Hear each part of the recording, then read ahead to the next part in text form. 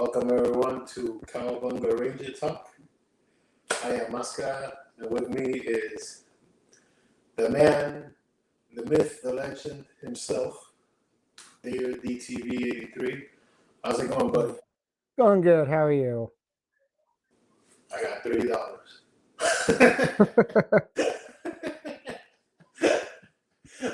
This should be like the shirt for every toy collector these days, right? Yeah, exactly. Oh man. So how you been? How's everything? How's your channel? I know you've been, expanding more on your world, I think I lost DTV for a minute, but he should be back in a second. Quick note, I am coming to you from your location. Yeah. I was just saying, I got you back now. Okay. What have you been up to since last we saw you? How's your channel going and all that stuff? Oh, the channel's great. The channel is growing very well. The subscribers are just insane. It was weird. Like I think I was below 200 last time we talked. Or maybe I was like at 2 something when we talked. I'm almost at to 1,000 subscribers now on my channel. Awesome. And it's just a weirdest thing because like I'm not used to having so many comments, so many views on my videos, and it's just natural growth. It's not one of these I cheated kind of growth. No, it's all natural. So it's neat to see. Yeah. That's great, bro. As you might have seen, I've been doing the show, running solo. I've been doing more toy reviews than on the episodes because I figure, one specific topic and things like that. Been covering a lot of the reignition line as well as you have on your channel, and I've seen. Oh, most definitely, yeah. So, yeah, as a lot of people are, which is funny considering how much hatred people have for that line. Like, I hate it, but I'm buying it. So that way, this is the worst thing I've ever done. Here's my money. Hey, like I said in one of my videos way back before this line ever came out, Playmates is gonna kill my pocket. You got Power Rangers, you got Ninja Turtle stuff coming out, and it vertically has killed my pockets a lot because it's interesting to see what they come out with and how they do it. And when you think you got everything you need, they draw you back in with something different. And it's like, do I really need a secondary one already, or do I need to just lay off? And I feel like I'm becoming a completionist of this toy line. And when I say that, it's buying one of everything to check it out, because some of this stuff I'm not even keeping. I'm just giving to my younger son. It's just I have it, I test it out, I do a video on it, and then it goes to my son. But there are some stuff that I am keeping of my own, that from this line, it's really interesting to see. Yeah, I mean, I've been doing them in pairs, so like I'll do here's Pink Ranger and the Pterodactyl, or here's Mastodon and the Black Ranger, things like that. Funny enough, today we're kind of like twinsies because we both got this. Yeah, little party controller dude. Yeah.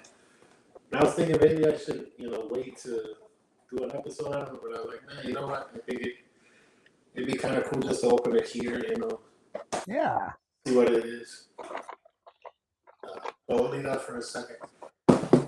And you got any pickups or anything else you want to kind of show off before we run into it? Or? Only thing I picked up is hanging on my wall at the moment. I picked it up yesterday. Was the Green Ranger mask from this toy line again.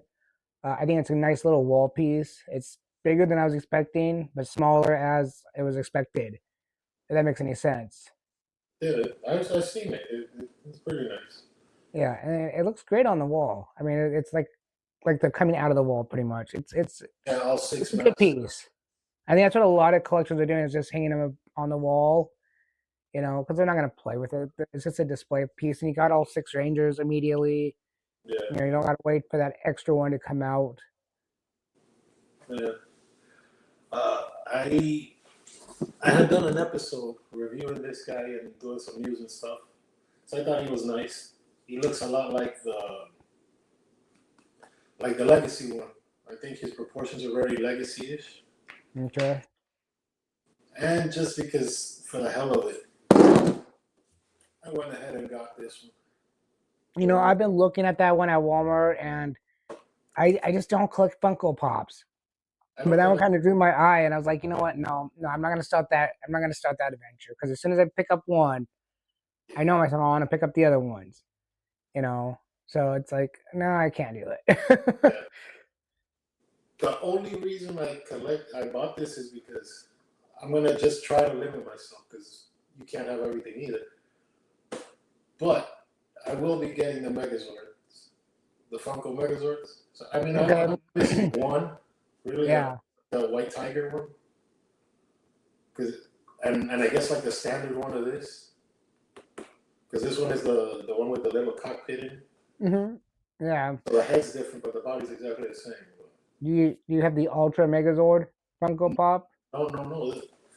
This was what I don't collect like Funko Megazords or Ranges. Yeah.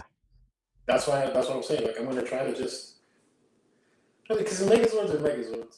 They kind of Hmm. represent the season, so you know, kind of shut up with this. Unless Yeah. tomorrow they announce the Ninja Falcon Zord, son of a bitch. You need to watch your tongue on that because you know what happens. Oh yeah, Yeah. you gotta watch what you say with so many things. Uh, no, but so I got this. I've been seeing it's been out for what like 3-4 months already. But the reason I got it is because I already saw some reviewers saying they're gonna do a Dragon Zord of this. Okay. So there's That's already like a interesting. Dragon Zord with a little Tommy that you Yeah, can. 'cause I know that one's been announced for the longest time and been out on the shelves for Yeah, a while now. yeah, So I haven't heard anything about a Dragon Zord, but that's cool. You know, I might have to pick that one up, unfortunately. yeah. I don't want to open him until I can crazy glue the little figure onto the body because I'm never gonna move him around from anything else. It's just to like f around really. But we want to show the thing there. Oh, and on another episode, I started work on this and I finished it. I figured might as well. I finished the rock and roll rap. Very cool. It was driving me nuts. We talked about that all last year. How the hell do you not make rap? There he is. Now I have to get on the real ones, which is funny. Yep. I gave him like hair and everything. I even made him a little guitar. Gave him these little fake whips, chain looking things. Very It's cool. kind of like metal rock. I think it kind of goes with the pants, the boots. I'm pretty happy with the way he turned out. And I think he's gonna blend in. Eventually, get the others. Maybe for Christmas, I'll just like that'll be my Christmas present. I'll get the other three and be done with Super There you 7. go, man. I don't see Super 7 doing really anything more. Yeah, Super Seven's in a weird place, and I really it really went downhill after the layoffs, as we all know what happened there. Um, that kind of made Super Seven look at a different light. Like they just released Green Day instead of releasing a Green Day reaction figure, they released a dog. Green Day reaction figure dog, and I'm just like, I don't remember this. Like, give me Billy Armstrong, give me like the drummer or somebody. You know, why a dog? I'm not correlating a dog with Green Day. You know, the cover that they're using or the backing they're using is one of the covers from the famous album, but the dog, I don't understand this dog. So, yeah, I I think think they Super have Seven the mold trying done. their best, but it's still not hitting. Yeah, you gotta figure maybe they had the mold done and they were like, what the hell, just slide it into Green Day because whatever they Yeah, did, something. they have to try to get something out of it. No, definitely. Yeah. A little bit of news thing. So you saw what's going on with what happened at New York Comic Con. Joy Toy has a turtle van now. Oh yeah, the turtle van, the pizza van. So, Yeah, everybody has a turtle van now. yeah. It looks good, but I don't collect that small scale. Yeah. It's not for me, but it is kind of interesting. Just they do a lot of like detail for something so small. They do, and it's interesting, because they don't really have to do that. They could just go basic. I'm kind of happy that people do it. Different creators of toy making, because it just gives you more of a, like, they appreciate their work. Like back in the 90s or even the 80s, they would make characters and then just throw them out there with the basic details. I mean, it was, you could tell what it was, but at the same point, it didn't really match up to the show. So for that kind of concept, I think it's really cool. I think with Joy Toy, I don't know if you saw this. They already released images for Metalhead. Oh my God, that's the most beautiful Metalhead I've ever seen. Like, I think I did see that. Yeah. where he has these like rocket thrusters popping out of him. The Hmm. little effect of the little missiles. Oh my God, that's the coolest freaking thing. Yeah. That's Well, so. Joy Toys again are, if I'm thinking of the right company, they're kind of small, but they're highly detailed, and it's very interesting to see something so small, so detailed. You know. All their stuff just keeps getting better and better. Oh yeah, but It's, still just the same price. I mean, yeah, it's yeah. cool. Because I think like the first release or like the first announcement was that Leatherhead that they couldn't officially call Leatherhead. Remember? Hmm. And it was supposed to be like Yeah. Cross also, but then they got the license officially, so now they can actually call it Leonardo Donatello or whatever. Yeah. That was the most basic one, like in my opinion, because everything else they done ground chunk and dirtbag, and those look beautiful too. April looks great. Splinter looks awesome. Like the turtles look really good. Everything looks really really good on their stuff. It's just, moving on from that, did you see Mondo? They have their quarter figures of the Ninja Turtles, the big ones. Oh yeah, I watched the toy fair. So many different people, and yeah, Mondo booth was really cool. I did see those. Um, yeah, that was a lot of cool stuff. Toy rides at the New York Comic Con fair, but yeah, the little turtle things are awesome. I'm not a big Mondo fan though, honestly. Mondo isn't really for me, but they're doing some awesome work with the turtle stuff. I like their line, like their quarter scale, the new ones that they're making. Like the Yeah. idea is that what if this was movie 4? So it looks a lot like the aesthetic of Jim Henson's, just like brought Yeah. into the modern age with like modern technology and modern wraps and things. Hmm. Yeah, so I like that. Yeah. Another little news thing, I saw the last Ronin Raphael figure. Oh yeah. Yeah, you've seen it, right? It comes in that box, the last Ronin Raph. Oh The yeah. I've seen it. Playmates. The Playmates Oh, one. the Playmates one. Yeah. Okay. Yeah, I know what you're talking about. Yeah. They want $30 for that, bro. Are you nuts? Wow. I was gonna make a whole video like ranting about, are you crazy? I can't pay $30 for like an 8-inch fig. Like, no, brother. I just can't. I see it and it's nice and no. Big Well, Bats the have, well the crazy thing about that stuff is that they really should really just be focusing on. And this is my own opinion. Everybody can disagree with me or not.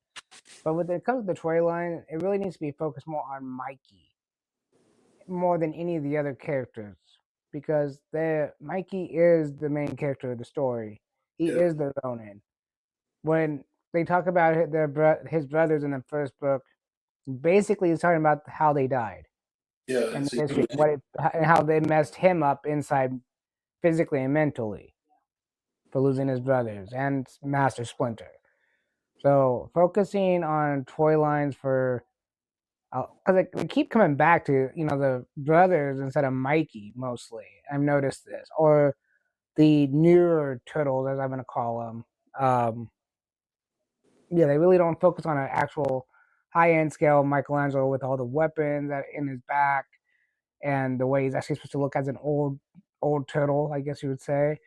Um, yeah, I think when it comes to toy lines, yeah, they look great, perfect, but I think they need to start focusing more on Mikey. You know, because I think people are getting confused on who is the last Ronin. If they never read the story, they would think it's most likely Raph because it looks like Raph. That was what made the last Ronin so special. With that, it looked like it could be any of them because they didn't have any color bandanas on in the comic. It was just, you know, the main Ronin was just a bandana. I think it was like black because it's so dirty. But during the story, you could tell, well, okay, well, it's not Raph, he died. Well, it's not Donnie because he dies. Master Splinter dies, and then Leo dies, so it has to be Mikey. You know. Yeah. You mean this like across the board for everybody that's making Last Ronin toys or specifically Playmates? Because Everybody, Becca's because making them. I think Michael's making Last Ronin as well. yeah, I mean everybody, because everything I've seen of the last Ronin in stores at least, it's not really Mikey. It's this character, that character, another character. Um, The new and then turtle. when they do, I've actually seen one misprint in the stores where it says the last Ronin, and it was a different turtle altogether. I'm like, that's not the last Ronin. Yeah, they say it's This is Raph. yeah, and it's like, why are you promoting Raph and it's not Raph? You know, it's like, come on. Like you guys are confusing this whole comic book story. So yeah, that's my little rant. Sorry. I've said it and I'll say it again. They're killing the idea because I think they already signed on to do Last Ronin 3, right? That's already in production. Eastman and Laird are actually writing it because they're the ones behind the book. So Well, I'm actually the school's already been out a little bit. I'm not too sure what's going on with the comic book and stuff. I know they have the main three stories already published. Last Ronin, the Lost Years, and the Last Ronin 2. And the funny thing about that is the Last Ronin is Kevin Eastman, Peter Lloyd stories. The second one was written by Kevin Eastman and somebody else. Oh, And the second one, I don't know. I actually have not read that one yet because I haven't had time. Let me just put it that way. I haven't had time. So yeah. Oh, my friend was telling me there's Ninja Turtles Magic the Gathering cards. yes, and I haven't got to that part. I am planning on making a video about uh, the April O'Neil figure that came out from Mutant Mayhem, and I was going to add that to my thing because there's already a controversy about that card, about the April O'Neil card, and it's just stupid. It's like throwing back the old, when April O'Neil came out for the Mutant Mayhem Ooze Cruiser, there was two versions of her, and everybody was like, "Oh, Playmates is racist," and this and that, and then a lot of people that were like creators of toys are like, "No, it was just the filament was the wrong color when it came out." There was a whole backlash on that, and now the Magic the Gathering has another April O'Neil that's not white, Oh, and it's like, what is going on here? Come on, it's like, why are you guys making a big deal about this? It's a card game, you know? yeah. Yeah, Yeah, April's had that before though. Remember, like the original April was like based on a girlfriend of Kevin Eastman's, so she had hmm black hair, and some people yeah. thought she was Puerto It Rican, some was people thought she was black, some people said she was white. Like that. So that's been April's had that before. So yeah, but people make such a big deal about that character. It's just ridiculous, in my opinion. Um, that it's like so much controversy already with one card in this whole deck. yeah, Yeah. yeah. I wanted to circle back for a minute before we open the podium and get to the topic of the day. With Super Seven, they released those images for Wave 3 of the 2003 show that are supposed to be Case. I mean, it's supposed to be Raph on a bike, April, and who's the third one? I forget who the third one is. Oh, Han. I'm sorry, it's Han. On. Han, April, and Raph on a bike. They released those like silhouette images at San Diego. Yeah. New York came, nothing. And they didn't even have a booth in San Diego. In San Diego, they were just like standing next to a sign that said Sesame Street and giving out cookies. I don't know what that has to do with anything, but It doesn't have to do with anything. They just didn't buy a booth space because they couldn't afford it. Um, and in New York Comic Con, they did the Walmart booth for like a few hours. yeah, but they were Yeah, so But they were selling old reaction figures, and they released a Snoopy for some reason. They had, on pre-order from a year ago. So I don't know. You think Super Seven can right the wrongs, or you think it's I think I think Super Seven will come back. I think they're doing all the right things to do it. I just don't think they're. I don't think they're making the profits at the moment. But I think if they bring out the right action figures and all that, I think they'll be doing great soon again. Will they yeah, bring back the lines that we love?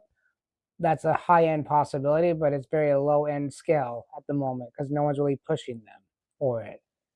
yeah. Well, I don't know if I told you this on air or off air, but I'm friendly with some of the toy designers that work at Super Seven. They told me straight out, GI Joe line is dead. The Power Ranger line is dead. The Ninja Turtle license is dead. That's why, because there are issues with Playmates. That's why they have to start the 2003 ones, and even those are like really what they are. Yeah. Uh, the Silverhawks thing isn't really. I just saw an interview with the almost blasphemous thing. The first Friday, the first Sunday. Now you know whatever the hell that thing is. Yeah, I know what you're talking about. I watched the last one they did. Yeah, with that guy Nick. Yeah, Yeah. whatever. I don't know. Whatever. Do what you will. But in the interview, they didn't say anything. They just like talked about the Red Dragon thing. The Yeah, first the Dragon's D and first D tournament. Dragon, yeah. Yeah, like I thought this was an interview. Like this is. It's not my style to do it, and I know it's not yours either to be like that fluffy. But you're doing an interview with the owner of a company. Like you figure you get something out of it, right? Like Well, I don't even look at it as an at the moment with that show. I like it as just kind of relaxing to listen to and see what they talk about, but it's not an interview anymore. They're like friends. I mean, if you really watch the show, they're just friends. He knows what he can and cannot talk about on air. Um, just like you do in an interview. Most times you jump on an interview and they're like, okay, well, what I don't want you to ask is this and this because I can't talk about yeah, it. It's happened to me a few times, so it's like, okay, not a problem. And it's sometimes not even my own interview. I'm just with another creator talking to another creator, and they're like, well, we can't talk about this. Okay, not a problem. yeah, I mean, so when it comes down to that show in general, and again, it's a great show. Anybody that hasn't watched it, go watch it. I mean, it's fun to watch. You get to see a lot of action figures in the background. But I'm sure before he gets on, they have like a 15, 20-minute conversation saying, what can we talk about today? What can't we talk about? Oh, by the way, I picked up this. Can we show this off or is it too soon? yeah. The You know, Disney 'cause line. I'm sure with the connection he has, he probably has stuff that's been announced, and 3, 4 months later, he has one before anybody else does because it's that close.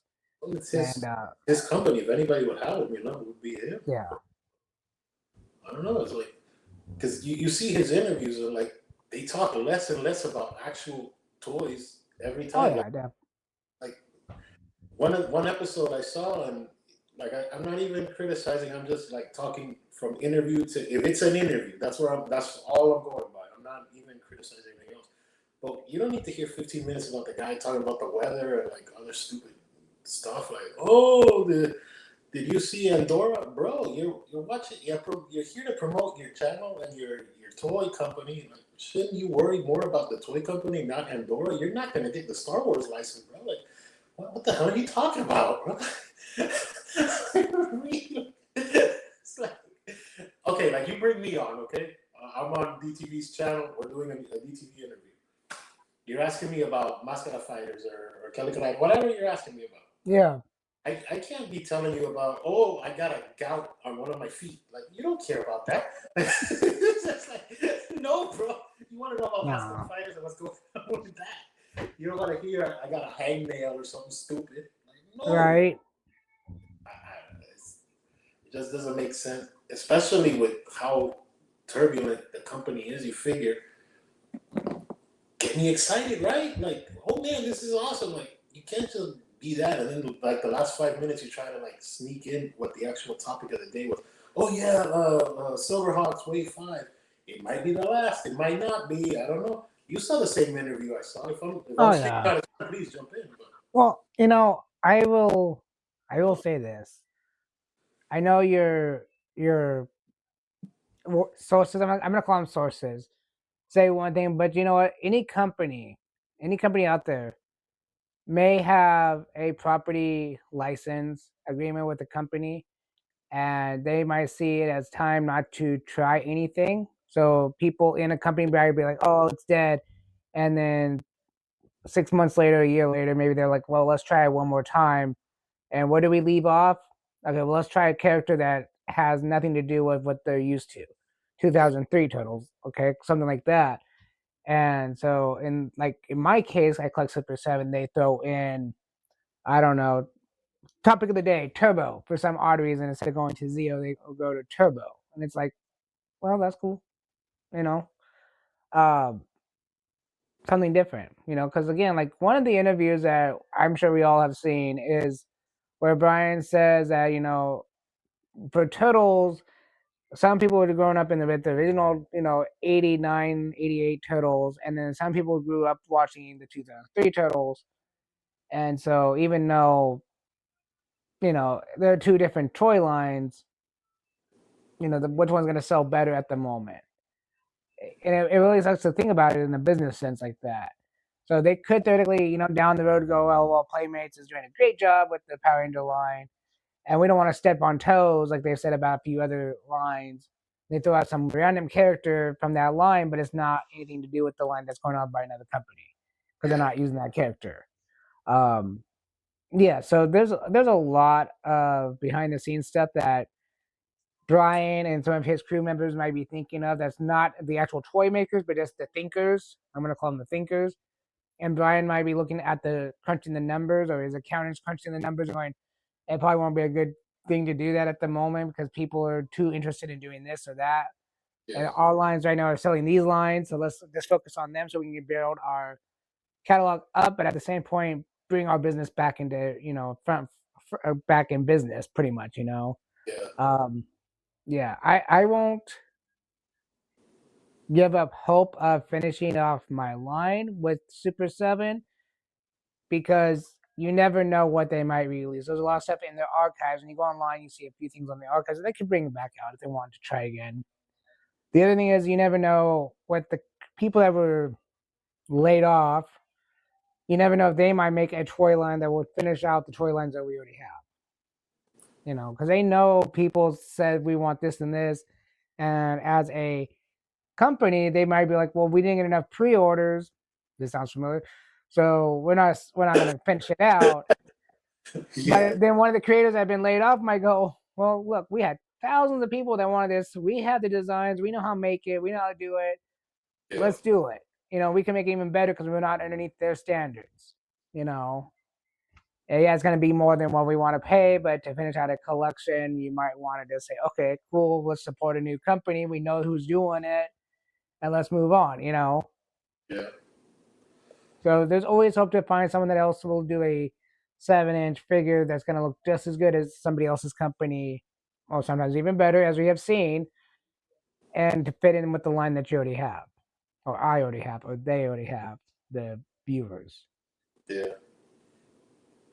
It's honestly the only time I've seen it. It has happened. Yes, 100% it's happened. But the only like example of it that I can think of is Transformers, because Transformers has third party. So Yeah, somebody will get fired from Hasbro, and then they'll go to China, and they'll release the CAD, and then they'll have their toy connections actually make it, and then they'll sell it on Big Bad or wherever, and they sell it pretty close to scale, exactly the scale, because these are the modelers. You just move from one to exactly. the other, and they call it third party. But it is the modelers that made it. If you make a socket, they know how to make the socket to make a power blaster or whatever the hell you're making. So Yeah. that I've seen. Uh, when you were going back to the Super Seven thing of the turtles, the articulation and all that, I think that's a flip. Just me, okay, not you. We try to be constructive. So as a constructive criticism, I say that's a weak argument because every day there's another body for Vader. There's another action figure of Darth Vader. There's another action figure, and that is from a property called Star Wars that launched in the 70s. Even if you're Okay, your Turtles came out in 89, 90, fine. You still have a 20-year gap of people having more articulation to their toys. So you got like 20 plus year difference, man. And that interview, bro, that he looks so defeated talking about Silverhawks. Like, yeah, maybe we'll see. Like, Yeah, I mean, after a while, there's people in general when they know their company and they know what's going on inside their company, and they have to answer the same thing over and over and over again. They're trying to, yeah, that's true. not in a certain way, but they're like, I'm so sick of presenting this Yeah, and trying to stay positive. It's kind of like, I don't know, it's like playing the same song 3,000 times and trying to make it look like you're playing it for the very first time on stage, and you know that you've been doing it for 30 years or something, playing that same song that everybody loves, and you're just like, okay. And believe me, I've seen musicians on stage that's doing that, and then you can tell that they're just like they just want to walk away yeah, because they know their song's great, but they don't have the energy that they used to. Like, you could watch some footage of a musician playing that song, and that same musician 20, 30 years later playing it, and you're like, yeah, he's not having fun anymore. He's trying, but he's not having the same energy that he used to. It's yeah, not even from age. It's just you can tell by his facial expressions and his, because as a musician, you do some weird things with your face when you're actually feeling the music and enjoying playing it. At least a guitar player does. I'll just put it that way. I don't know about it, other instrument players, but you can tell that after a while you're just like, I'm doing this again. I don't have an emotional attachment anymore. It'd be the same thing with Brian. After being asked 700 times, what about Silverhawk? What about Silverhawk? He'd be like, the first time I'd be like, yeah, don't worry, Silverhawk ain't going nowhere. We don't know what's coming up next or something. And then sooner or later, he's just going to be like, yeah, Silverhawks. Yeah, I mean, it's after a while, you just kind of get sick of hearing the same thing over and over and over again. you make a valid point there. I don't argue it. Yeah, it might have been like you say. Maybe he had like 15 interviews that day, and he had answered the same question 15 times. And this guy, he was just like number 15, and that's why it seemed like, you know. Yeah, it doesn't have to be this. It It doesn't seemed have to like be the same Sam. day I don't either. know It what's does. in his life. Yeah, maybe he had Yeah, problems with his kids or whatever's going on. And real life can affect you. Trust me, I know real life stuff can affect your creativity. So maybe there's that too. But look, and here I'll end it. Here's one of my toys of Mascara Fighters. If I talk to you about Mascara Fighters and I sound bored, I created this. That means like you're not gonna care if I sound bored. Okay, so why should I care about Mascara Fighters then? Or or here's another one, or you know what I mean? Well, it's his thing to do what he will. And I do wish him well because I would like to have him at least finish out the 2003 line. I think he messed up putting that RAF in there for the Super 7.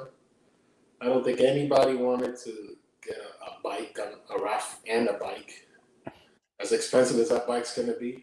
well, what's interesting is a lot of times Super 7 sells them together, and sometimes they sell them together, or you can buy them separately. They've been doing that They lately. do with some Silverhawks, yeah. Yeah, they've been doing that lately, where you can have the full set at once, or you can buy each independent piece.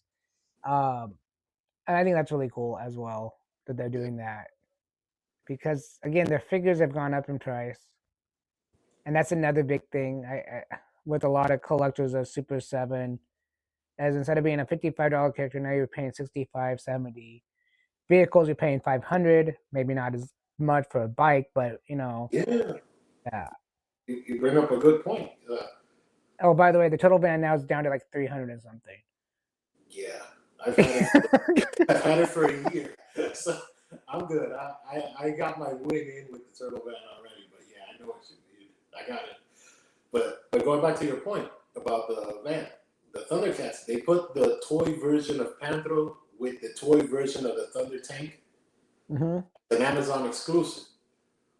If you're collecting the toy version, you want the four main good guys and the four main bad guys, and yeah, be done with it. Why would he put Panthro? Like, I get it to incentivize people to buy the vehicle, but people want to buy that. People are more attached to the toy versions of them than the actual TV show version of it, which is But why Playmates always wins over NECA. NECA's done a perfect job. I mean, whether I collect NECA or not, NECA's done a beautiful job translating the cartoon into plastic, right? Yeah. But that's not what we grew up on. We grew up on Playmates, so that's why we want stuff like this and whatever. So Well, it comes down to the same thing with Power Rangers too. Like people love the Sentai footage, comparatively speaking to, they want that Sentai footage, even though we know that it's just Japanese footage sliced into the American film. But for some reason, people still want that today, and they rather see that than having an all original show. Even though now people are kind of flipping their mindset a little bit. But if someone said, "Oh, well, we're going to be doing uh Go or number one Super Sentai, whatever that show is, Go Ranger, whatever." mhm. Uh, in America, with that Sentai footage, people would jump on it. Seeing that Megazord go, with this head taking off their cloak into the Megazord, people would love that. People are already buying those toys from Big Bad Toy Store because they love the show already. That would be a hit over here. If we just rebooted the show like that, it would be a hit. But again, that toy line, Bandai toy line, is always going to sell, and that's why the Ignition line is what it is. It's just the reimagination of the Bandai toys again, with a little bit more high detail than they used to be.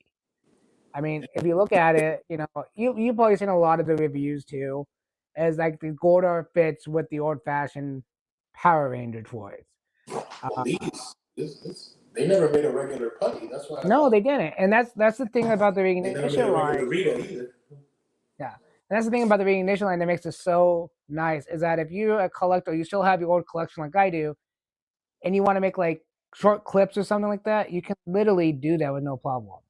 Yeah. It's cool. I think it's really interesting. Yeah. So with that, let me open this putty and then we'll get to the topic of the day because today we're going to be covering Turbo, basically an overview of Turbo. Not specific episodes, but just like powers and things like that. So here's Yeah. the putty. Show you the back of it right there.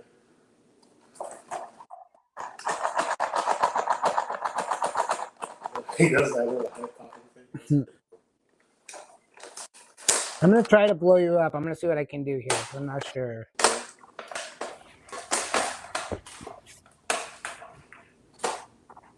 So initially, he looks good.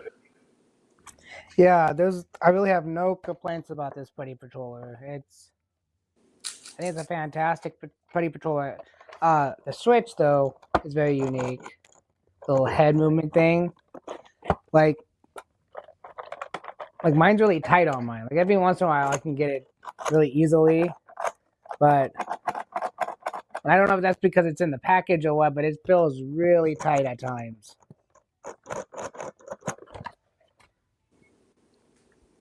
You know what's kind of cool about this? Like if you look at it, maybe they're planning to do another variant to the putty.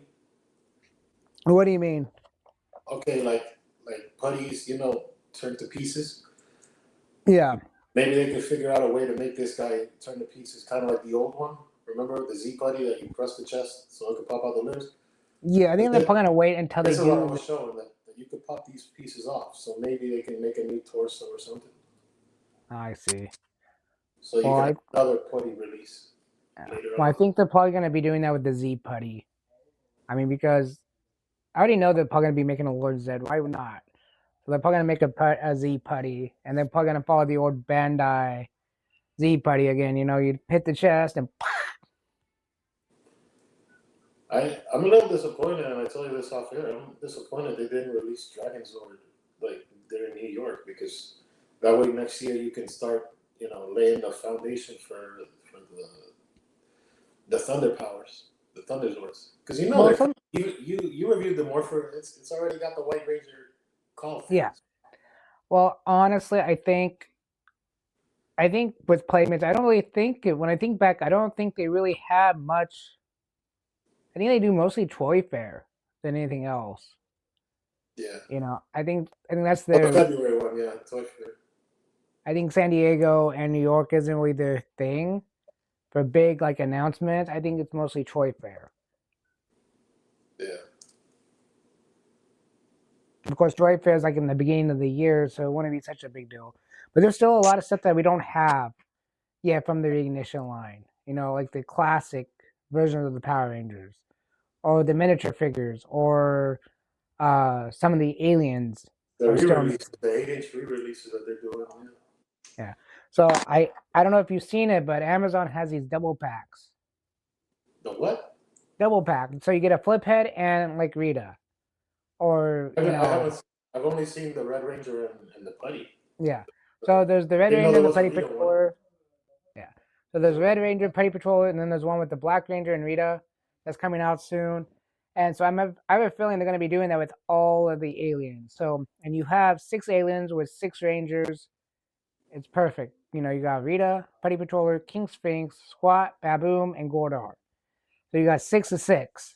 So it might be something they're going to be doing. I think it's only Amazon that's doing it. You know, because now we're getting these exclusives like this and that from different, you know, Oh, locations. the mega pack with all of the Zords. Yeah, that's just a Walmart exclusive only. So yeah, it's crazy.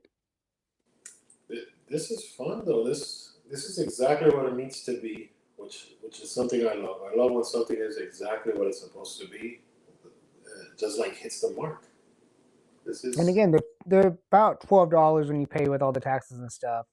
So buy 3, 4 of them, and you'll have plenty of them to go around. oh yeah. Um, and then you Probably gonna know get. you have, I think with 3 I'm good. yeah, because you have all these extra hands that you can do. You know, one with this hand, one with that hand. Yeah, I got You all know, the weapon hands right now. exactly. So it works out. It works out great. Man. So, buddy, this is an awesome figure. If you're looking for it, anyone, you should get it. You ready Yeah, for the topic of the day, my man? yeah. Let's shift into Tubbo. Hell yeah. I had to do it. I had to. All right. For the first talking point, the theme song. What do you think? Theme It's in song. your face, just like it should have been. You know, I think when it comes to the Turbo theme song, there's nothing wrong with it. I think it's exactly what you would expect from a Saban TV show. Saban is always one of these. Well, it's not Saban, but you know his branding is flawless when it comes to Power Rangers or even the VR Troopers, Big Bad Beetleborgs. Yeah. The theme songs are always in your face, ready to go. You know what it is immediately. Same thing with Turbo. You know, you hear that, you know what's coming up. You Yeah. know, Shift into Turbo. Yeah. yeah. So Well, there's nothing wrong with that song. I can't complain about anything wrong with this song, and that's the good starting point of this at the moment. yeah, you're right. That's very true because remember this season started as a movie, so. Yeah. uh, I remember hearing this in the movie theaters when I was a kid, and I was like, "Oh yeah, shift into." And then I went to Toys R Us and like bought the toys. I'm like, you marketing bastards. You got You know what? me. I still have some Turbo You got Rangers. me. This Now, synergy. for any of the collector fans out there, I still have Turbo Rangers in packaging, never been open. Yeah. And that's an odd thing to say as a, you know, because back then I wasn't a collector per se, but I guess mine said I was a collector in some weird way because I never opened them. It wasn't because I didn't want to play with them. It's just I thought, you know, I'll just keep these ones in the package for some reason. Yeah. Yeah. They did a good. Well, okay. There's a next talking point since we kind of said it. The movie. What did you think of the movie? Because the movie so it's literally like episode 0. So Yeah. So it the beats movie, everything. so yeah, the movie kicks everything off. You're absolutely right on that. I actually enjoy the movie. I think I enjoy it more now as an adult than I did as a kid because I just watched it not too long ago on the Blu-ray copy that I bought. Mm-hmm. I love the plot of the movie. I don't. There's a few things about the movie itself visually I don't like, but the actual plot of the movie is fantastic. It's great. I love what they did to Book and Skull. You know, make them lose their mind, speak Spanish. It's awesome. Taking Kimberly and Jason, turn them into evil people. Again, fantastic idea. I never saw that coming back in the day. Yeah. and Yeah, showing the love also that Tommy and, now that you and said showing it, the love that Tommy has, and Kimberly's just like whatever because she's evil, and even after she becomes good, she really doesn't do much. It's like I think the concept behind that part of the movie, I think, was they wanted to tell the why she left Tommy, but at the same point they knew it was just going to drag out and it would be a whole different type of situation in the movie, and they just kind of cut it. I think yeah, maybe it because was timing too, because they were like so tight. They were filming the TV show just like they were showing the movie. yeah, Because this wasn't like the original movie. The original movie was in Australia, right? And then in California, yes, they're doing the show, so they had to fly back and forth. Here, I think they just did everything in California, right? Like the movie yeah. and the show were filmed at Well, the let same me time. let me correct you real fast. And that's what The I'm talking actual first movie was done in Australia, and they did some filming in Australia. That's why the visuals for some of those episodes were so weird because they were actually in Australia filming the TV show at the same point. about. Oh, the skylines and things like that. The Yeah, so like the ones with the rats and them being like back in past, that was all filmed in Australia during the time that they were filming the movie. So it was a very odd time. Now this one, I don't know where they filmed this one, honestly, and I don't know what the situation was. But all I know is that at one point, I believe Jason David Frank was ready to leave Power Rangers at that point because he was getting like in situations he didn't want to do, like being poured down rain situations, and he was getting feeling sick and he wanted to leave. He just didn't want to film it anymore, and because they convinced him, because he is the Power Ranger. At that point, he was the man. yeah, So, yeah, I heard that movie had a lot of deleted stuff that no one saw. There's still stuff that people talk about that was in the filming that hit the cutting room floor that maybe one day they'll bring out a limited edition box set with the original series with the two movies in it, and you'll see like deleted scenes that you can't get anywhere else. yeah. The Like lost they do with the Steel newer. Power, they never really lost them.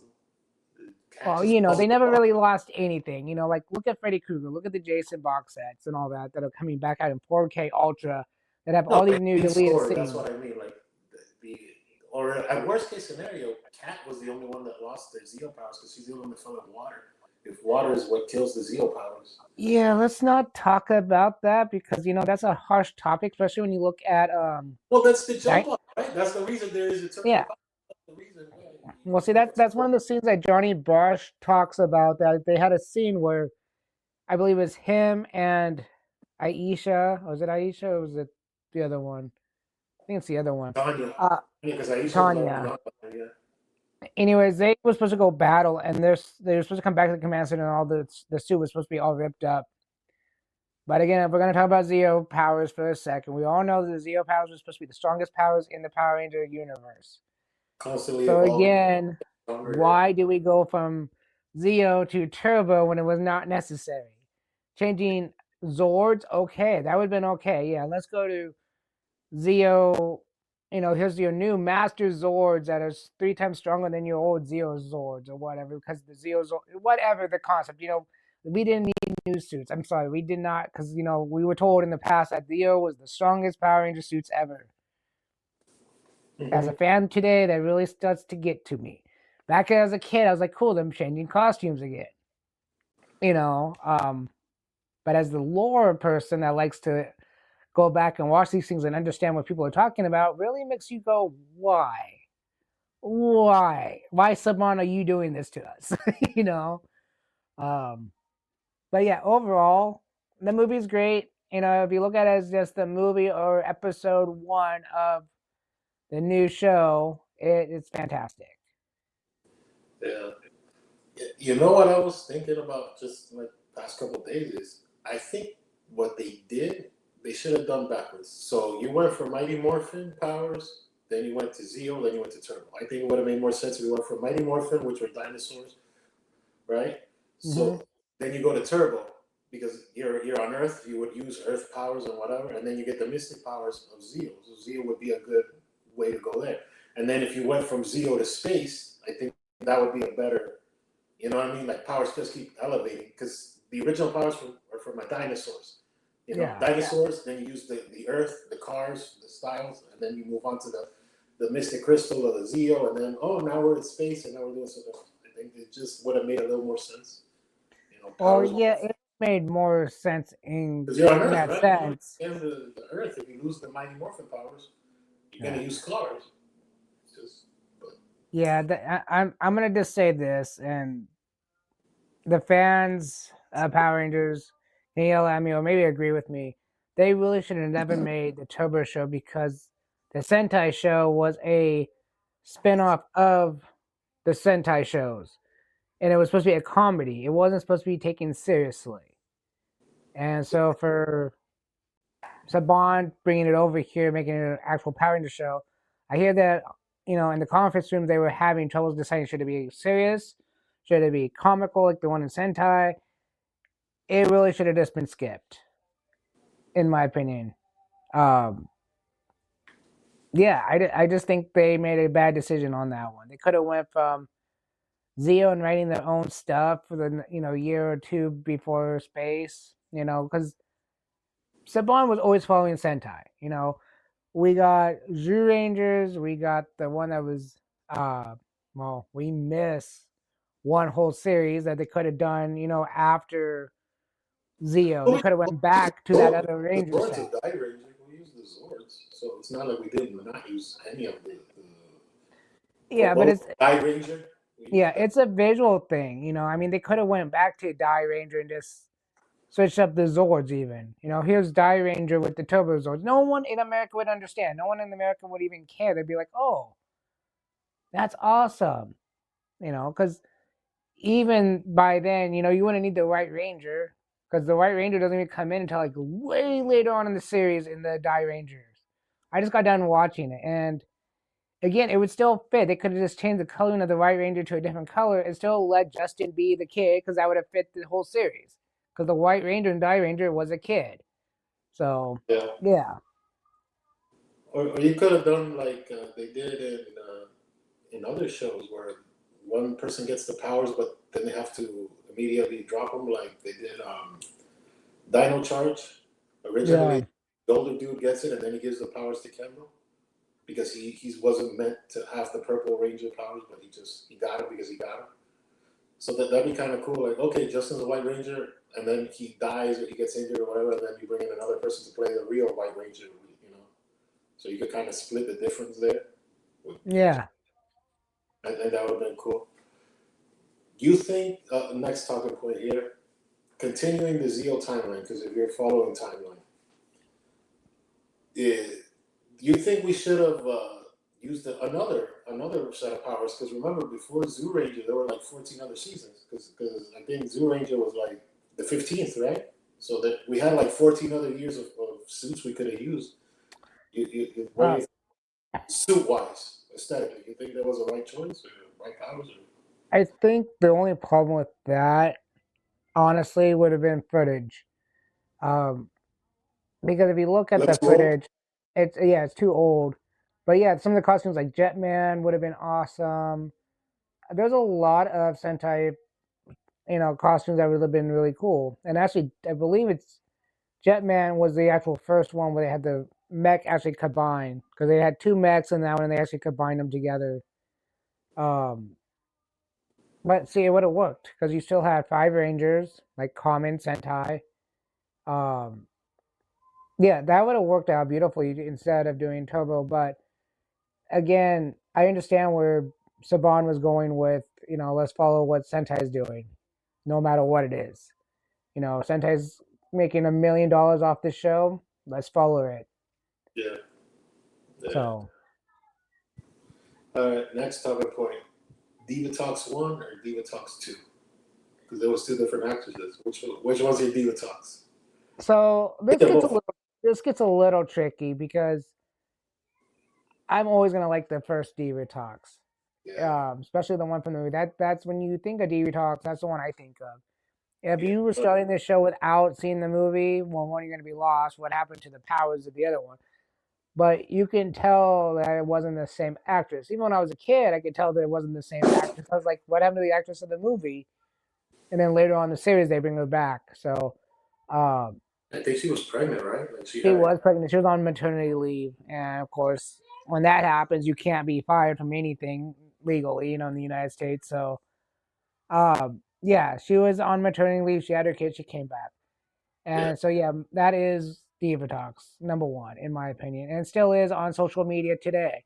So, um, Bro, I'll tell you those the villains of Power Rangers. They do a lot of conventions and stuff. They still love Power Rangers. Like I've seen the actress that does Drakina. She dresses up like Drakina, and she'll take pictures. yeah. Hillary that was in that played demons. How she still puts on the mask. Like they still love that stuff. Oh yeah, I the seen that people that play Charlotte dressed up. the Melody multiple people that did Rita, not just Rita, the Rita US one, but also the Barbara voices of Goodson. Rita. They all go to cons, and it's really cool.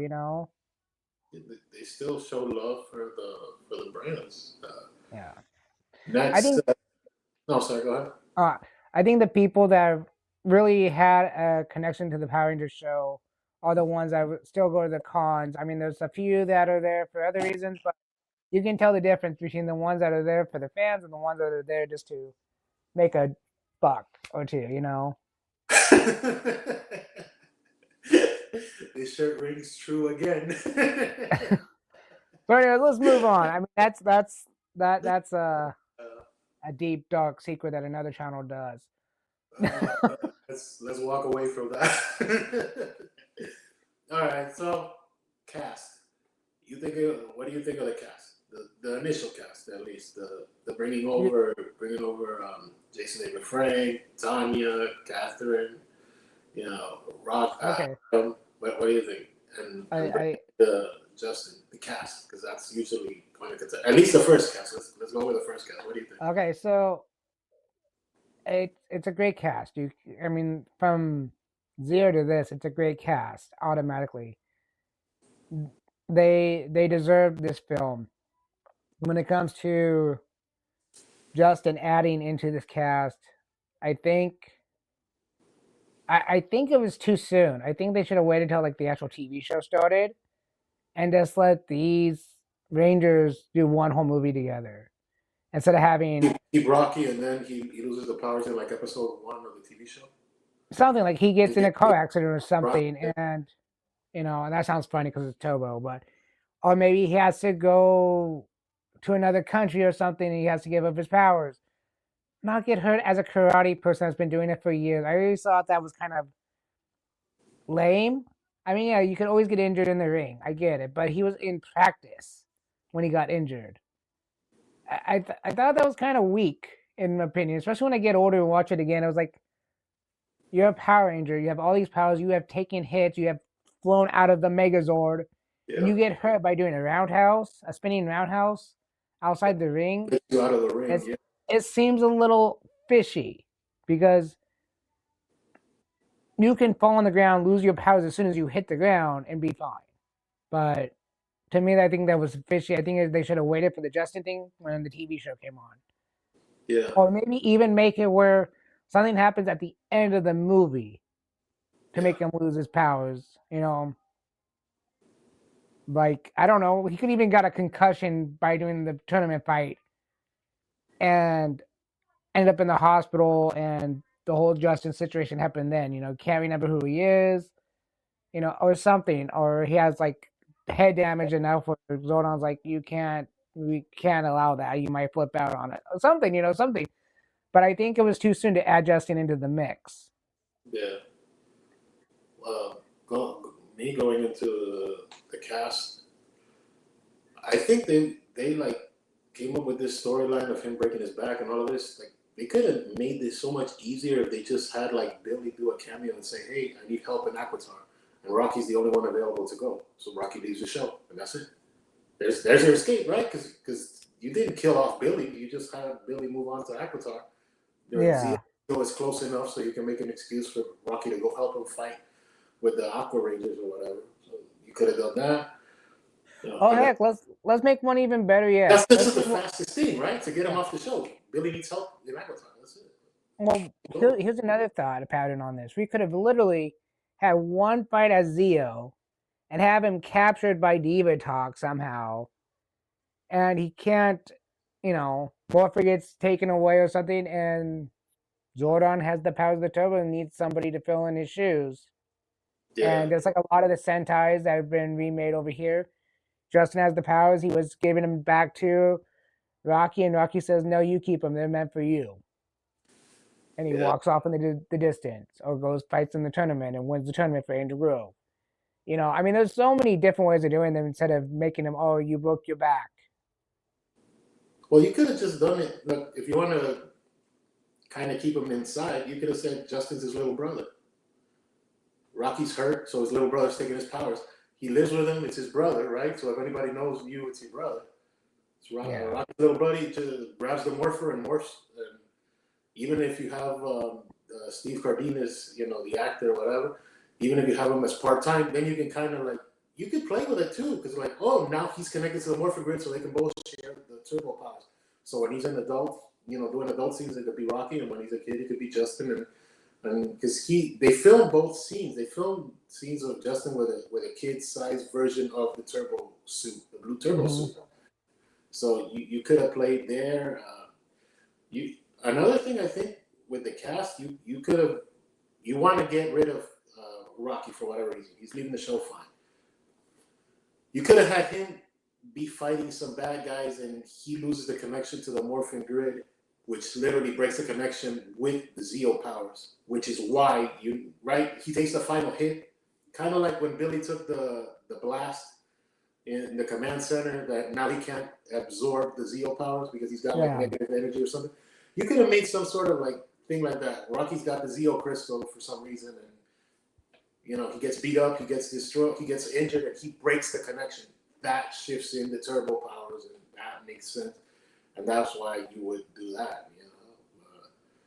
You could have done other things too. I mean, you could have brought back Billy. Honestly, you could have brought back Billy if you would have figured out a way to, you know, patch things up with David Yost, because Turbo has a lot of Mighty Morphin in it. It has Jason, it has Tommy, it has Kimberly, it's got Adam is technically Mighty Morphin, you know, like you got a lot of Mighty Morphin still. You got Zordon, you got Alpha. You could have done something. I think it would have been kind of cool for him to come back, right? Because another reason you could have brought back Billy too was, remember during the Zeo thing, he can't accept the Zeo powers because of the radioactive whatever. But this is a brand new set of powers. Yeah. And he technically helped create the turbo powers, right? Isn't what he was doing off That's the theory behind it. Idea, you know? Yeah, the theory was during the Gore Ranger series that he was disappearing to make Turbo, was the concept. He was making these Turbo Ranger powers for just in case situation. And I believe it. I mean, look what he does in Once and Always. He creates the power coins again. You know, so that's a fan. I believe that's a fantasy concept. Like makes the powers. Yeah. He's just like, here's your cosmic powers. Yeah. But yeah, I think they could have done that a little bit better. Casting though, I think the casting's great, honestly. Yeah. Moving on a little more from the cast, you think they should have like shuffled the deck a little bit? Like, okay, because the only one that really wanted to leave the show was Jason David Frank, right? Everybody else was like surprised because that was the whole thing that they saw it on a newspaper ad. Oh, we're hiring a new Green Ranger. Like, the Green Ranger is reading it. What the hell? You know what I mean? Like, the only one that really wanted to leave was Tom, Jason David Frank. So if you brought back Billy, or if you brought back Jason, or if you figured out something with another, you think they should have shuffled the deck, shuffled powers here, made Billy the Red Turbo Ranger, anything, or you think it played out how it played out? I mean, it's already over, so because there's a lot of things you could have done there. I think honestly, shuffling everybody. I think they could have. Again, it comes down to like the scene with Rocky. They could have brought in another actor that wasn't Justin. That could have been from a whole other planet, even. Could have been Billy coming back as, you know, the new leader. I won't even say it has to be red. It doesn't always have to be red. I mean, look at the White Ranger. He was the leader. But yeah. That was a hard demotion. Yeah, I'm sure that probably hurt a lot. Back of the line, buddy. Yeah. But anyways, yeah, I mean they could have done that, but I don't think David Yoshi would have at that point would have even said, okay. Yeah, I don't think he wanted that whole situation happening again at that point in his life. I mean, honestly, the only reason he did once and always was because it wasn't Saban, it was Hasbro. Saban had nothing to do with it. yeah. So, Well, um, I think you could have made, you could have kind of fixed a few things if you made Billy come back and take the Red Ranger powers, or you brought back another Ranger, or you brought just another Ranger to take the Blue Ranger powers. Give an excuse to why things are, not just because. Oh, why is this guy this color? Because, no, you know, which is also kind of interesting. And we've never really talked about it so much, but why is there a Zeo Green Ranger? If you lost the Green Ranger candle, the Green Ranger powers, you should technically not have another Green Ranger in your show, right? Like if that was we made such a big deal about the Green Ranger, and then the next show over was, here's the Green Zeo Ranger, and then guess what? Now here's the Green Turbo Ranger. I get it suit wise and whatever, but you know what I mean? It's like we've been following this timeline because we haven't like stopped timelines yet. This is very much still in the Zordon world. Zordon era, yeah. Yeah, this isn't like Lightspeed Rescue that's its own thing, and it's over there. We're Yeah. still here. Um, I really don't have anything to say about that topic because I just honestly I feel that it's a totally different Green Ranger power. I get your concept on it, but I just don't. I don't disagree, but I don't agree. Let's put it that way. I'm Yeah, kind of like split down the middle. Like I get it, the way you're coming about it, but at the same point, I see it as it's a different power in general. It's not the same power coin. yeah, If it was the same, let's say, let's say they had their names of the Zeo, instead of Zero Red, Zero One Red, or whatever. If it was Zero One Tyrannosaurus, yeah, Zero yeah, yeah. Five Dragon Zord, then I would have a problem with it. Definitely would have a problem with it. But because it's a totally different concept, a Those different are way of crystal based. morphing, Yeah, yeah, I get you. I don't have a problem with it. Dragon Zord powers. That's what you. Yeah, yeah. And they kind of already did that at one point. Green Ranger power, but you know, um, Did they? I thought the other Rangers were the ones that did the Red Ranger power, they did it with the very Master Morph. metallic and all that. Yeah, They because they did it couldn't with the say Master Morpher at one point, yeah, and yeah. Green Ranger power, red. yeah, Oh, yeah.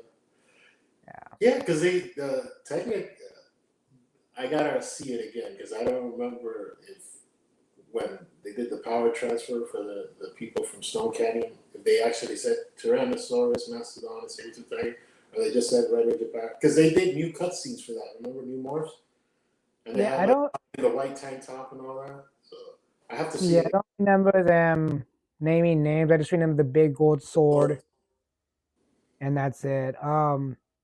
It's been Because a I don't while. remember them saying like Crane power, Red Dragon Thunders or power. I don't remember them saying No, they don't. They don't do that. They still. Black Lion or whatever the Griffin powers. I don't remember that. No, they didn't do that. What they did was They just said powers, right? Like Red Ranger power, Black Ranger power, go, no. That's when they did the. That's when they did the ninja. They Yeah. went from doing the morphin, and then they had the Zord upgrade to the Thunder Zords, and then they did the ninja costumes with the Falcon and all that. Instead of saying Falcon Zord or whatever, they're changing the White Ranger. They just did a White Ranger power, Red Ranger power, and it was like okay. It's like you can't name your The Zords now. Ninja or Ape King, Zord, you know? Yeah. Red Ape. Yeah, little power. So, and again, they didn't use the emblems on any of the costumes like they should have in the show. But that's a whole nother show, a whole nother topic. So we're not gonna get into that. Yeah, but let's circle back to Turbo because we could talk the world. Excuse me. The villains. General Havoc, which is Demotalk's brother, Elgar, Portal, Rygar. What do you think of the villains, the supporting villains? You think they were anything, or they were like just flutter? Okay, so let's get into Rygar. He is a joke, even in the Sentai. He I I feel like what they were doing with this show could have been something special, something great. but they didn't know what they're doing. The villains seem really stupid to me. Like Diva Talks is cool. I love Diva Talks. I love her attitude. But when it comes to the actual villains, you can tell that they were just there because they were in the series. Yeah. Diva Talks' brother, General, Uh, um, wasn't even her brother in the Sentai. So to make him the brother is again interesting. But when you actually have them battling, it's all Sentai footage and it doesn't correlate to the actual concept of what they were going for. So I think it was more of a we have these footage of Sentai, let's bring them in so we can fill out the time space that we need to finish our series before we move into space. And I really think they could have had something really special with Turbo. They had enough characters. They even had characters that we never even seen over here that they didn't use. yeah. But it's like they didn't know what they were doing. What they did know what they're doing, we're gonna probably talk about this later, is transferring powers to the other cast. Yeah. That's a I little. Ranger. Yeah. You know, I was thinking, like people talk about the family timeline of Rita, Rito, Master Val, all that, right? Technically, Turbo has its own timeline because Diva Talks, her brother is General Havoc. Her nephew is Elgar. So that means there's a third brother or there's a third sister that's the mom of Elgar, right? Because if Elgar is the auntie, if that's his aunt, that means somebody's got to be the mom or the dad to him, right? So there's a Yeah. third character missing from the three lead. Well, there's another topic we need to talk about that has everything to do with Turbo and everything to do with Zio's history. Rita and Lord Zed, because at the very end of Zio, they killed the Machine Empire and said we are back, and then Turbo happens and they're not back. It's Diva Yeah, that Talks. was lazy. Like Zed's asleep and they get that phone call. Yeah, the one cameo shot, but The they, Rangers. I She mean, hangs again, they up. could have had Lord Zed and Rita in the TV show too, because they were supposedly back, and every fan was like, "Oh, cool, we're getting our original, space monsters back, our original enemies." And no, we get Diva Talks, and again, as a kid, you don't realize anything like that. You're like, okay, Yeah, that was a hard you know, shift. yeah, You know, we even got Diva Talks' mom in the show. Remember, she did a few episodes. She was like calling her mom for help. Diva Talks. I think she might have called her in the movie too. Like, oh, Rita hung up on me. So help me, mom. And she's wearing like this like head thing. no, she never called her mom in the movie. But She called Rita, and that but was it. Rita she just kind of laughed yeah at her. If I knew that, what do you think I'd be listening to this? Yeah. Uh, yeah. The Diva Talks' mom is in there too. So there has to be a third. Somebody's got to be the dad or the mom of Elgar. So yeah. and that also leads into what's her face the replacement of Zordon. Equestria, that's her name, right? Yeah. I think it's Equestria or something. Because Yeah. at the end of the show, or whatever, when the power is at the end of the Z wave at the next to the next show, she turns back into like basically, Diva Talks without the armor in a white dress. But it's based, and again, it's the same actress and whatever. But it's like, so is she actually Elgar's mom?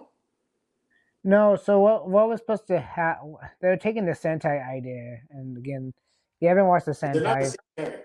no, they're not the same character. But if you watch what happened in the Sentai version of Car Ranger, is that the evil, person, the bad guy in that one, the female, had a little sister, and the little sister was trying to make her sister good again, and the sister was actually a princess in that one. That's the older sister was a princess that became evil because she didn't want to become queen of the planet. But anyways, in this concept is that Diva Talks and Christian, I don't remember how you said it, Equestria. Zordon's replacement is supposed to be supposed to be sisters, one good, one bad. And so when Diva Talks becomes good from the Z-Ray, it looks exactly like Krishna because it is the same actress, like you said, but at the same point, it was supposed to be sisters. That's why maybe if they're sisters, that means that she's Elgar's mom. Theoretically, yes, Then. I Because guess. Theoretically, Eldar's yes. dad is not General Havoc. So No. if that's his, that's Auntie D. That's your aunt. That means you have to come from somebody. Yeah. Unless they're from a race of like hatchlings or something, maybe. But I'm staying out of that. alien pirate hatchling, whatever. I Yeah. guess. But that okay. Kind of wrapping up the villains thing. You're right. A lot of this was like just generic. Eldar eventually goes on to he basically quits Dematox's camp and goes work for astronomer. Remember? Astronomer, yes. Yeah, he goes work for her for a while. Gets a new suit and everything. The Piranhatron.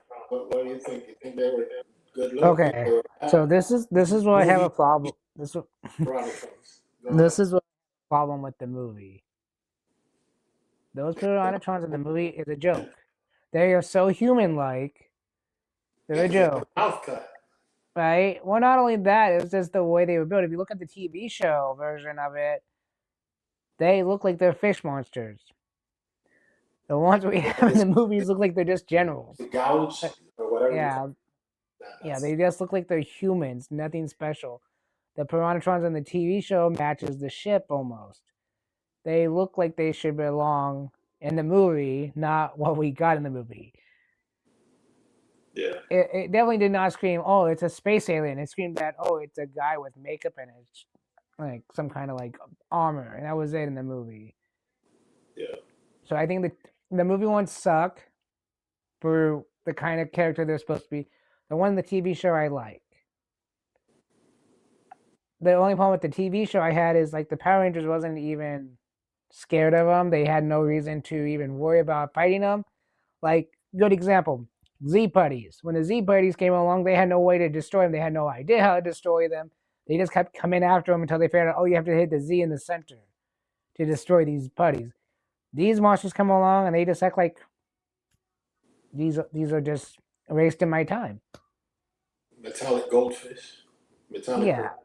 Well, yeah. Because yeah, they that's just Piranhatrons, piranha, like Piranha yeah. Man. Yeah. I'd agree. You hit the nail on the head.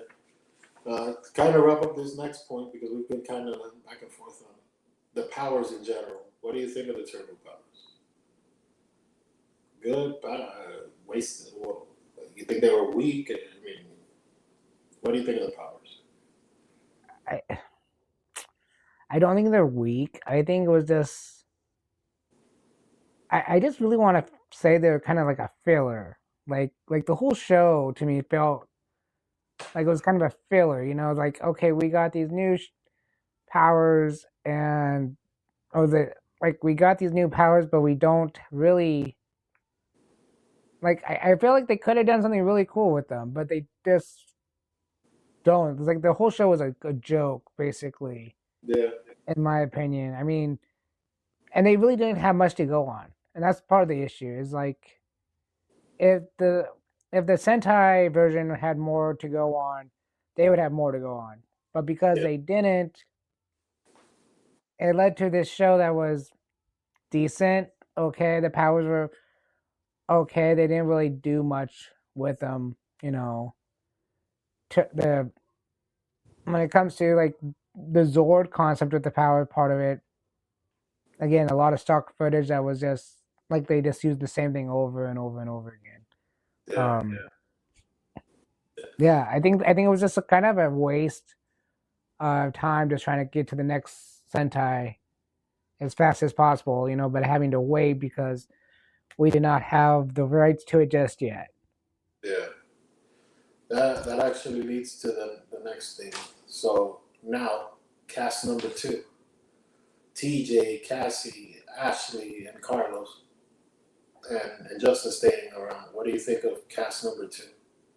What are your Okay, thoughts on well, the second cast? TJ TJ makes a great Red Ranger in this Yeah, show. he Uh, makes a fun Red Ranger too. He looks like yeah, a kid. yeah. I think overall the secondary cast is good.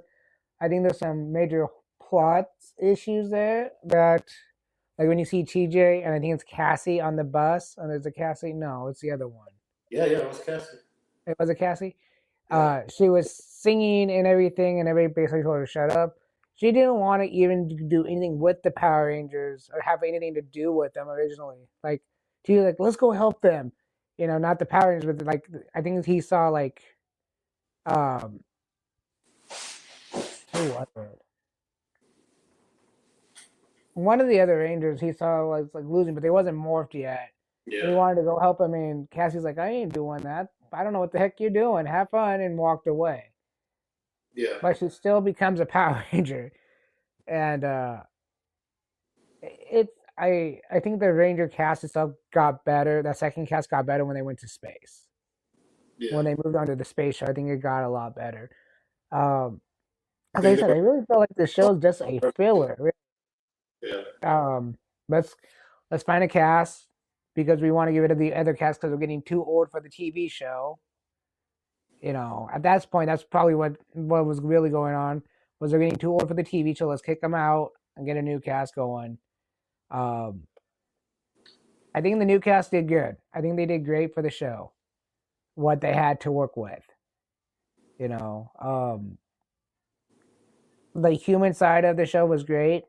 I think they could have really left the other cast in there for the time they left, just with a different concept. I mean, Broken Skull was there the whole time. You know, they could have had like Tommy doing something. They could have had Tanya doing something in the show. I mean, they didn't have to be the full show, but they Yeah. could have had like parts or something. Like here's like let's say the next two episodes of that after the transfer, like a mentorship. Okay, you guys are new. You're not from here. You've heard of us, but you don't know what we actually do. Let's have a little mentorship or something that fills out the story a little bit more. Because anybody that gets these powers, if you remember the original one, have no clue what they're doing with them.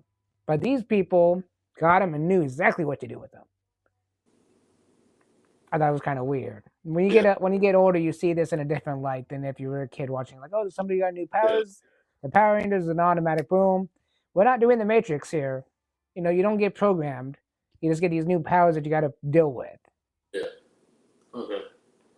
So my take on this, the second cast. I think this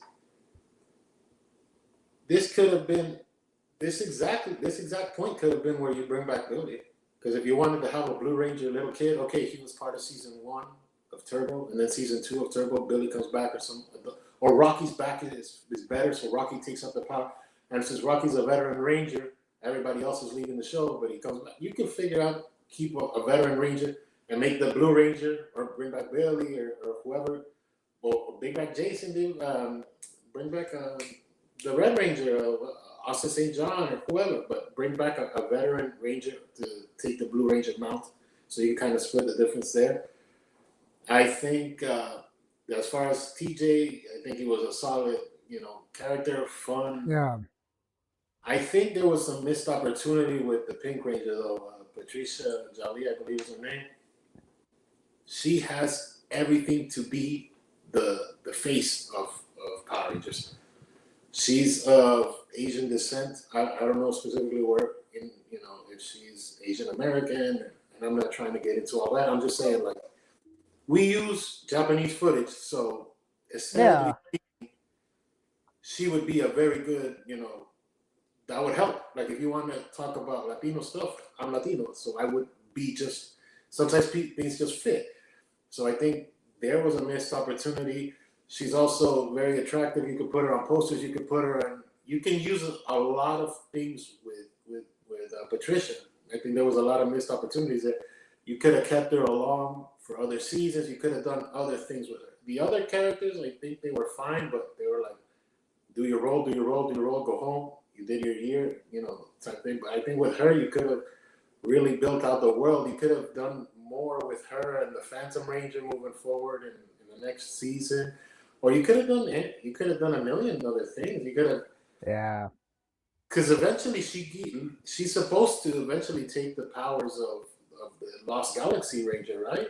Like that's supposed to be her third power, but they had contract disputes, so they brought back Astronomer. But they had originally talked to her about it. She was gonna move on. So I think she was the strongest piece there, and they just like let it slip through their fingers. Yeah. Um, because they obviously liked her, right? They kept her along because they didn't just like fire her.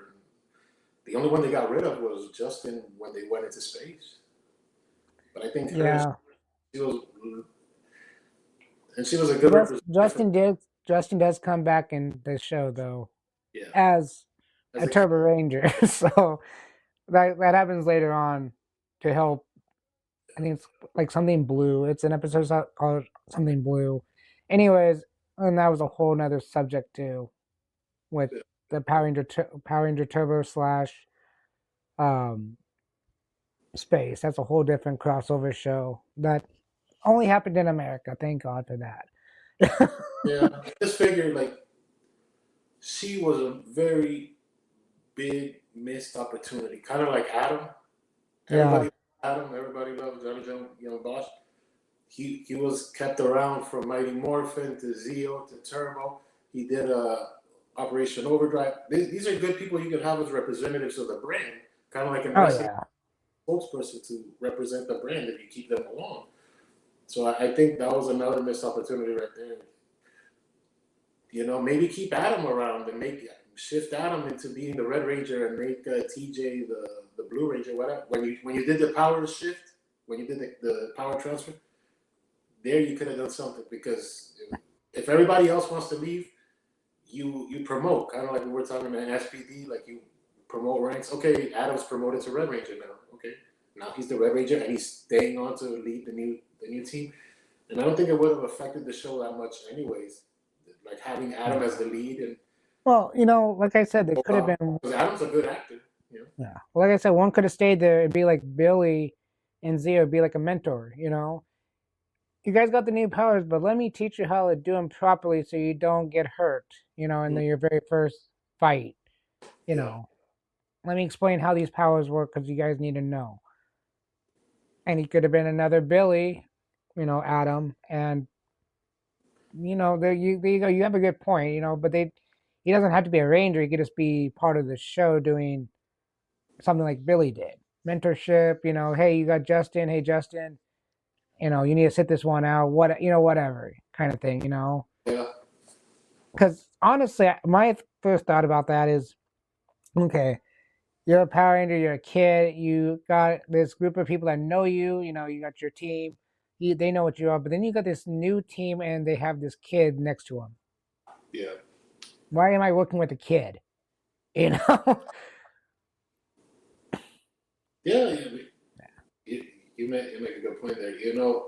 They could have put Adam, even if he didn't stay on as a ranger, he could have stayed on as become the lead, and you didn't have to bring in Equestria or whatever. Just make Adam the new lead of the show, and not a Yeah, ranger like Doggy Kruger or Andrew Hartford or something like just the guy that leads the team from the end, exactly. or the captain from Lightspeed Rescue. The captain never was a ranger, but he still led the ranger team. So Oh yeah, that would have been cool too. It would have just kept the story, and I think it would have helped hold on to the fan base too, because that was another thing, right? That they kept trying to shake things up because the fans kept like falling off. A lot of people left after Zeo. A lot of people left after the Alien Rangers. A lot like Alien Rangers hurt the show more than it helped. Let's be real. well, you know why they brought in Justin, don't you? I get it to get the younger demographic, but the Well, fans that that are growing up with your show, you can't forget the people that are growing with you. Just because well that too, but they're a see, month.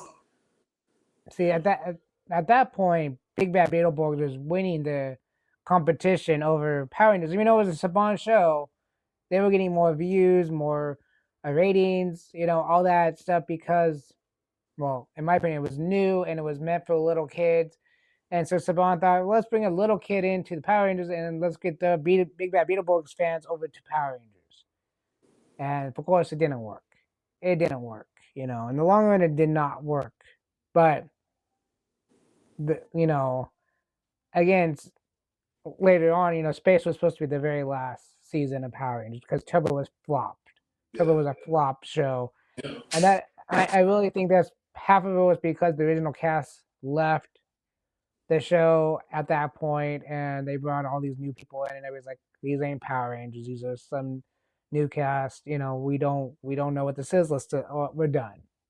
All the old fans of Group of 93 that knew Tommy was okay with Adam and Rocky coming in, and then Aisha, then Tanya. That's fine because they still have JDF.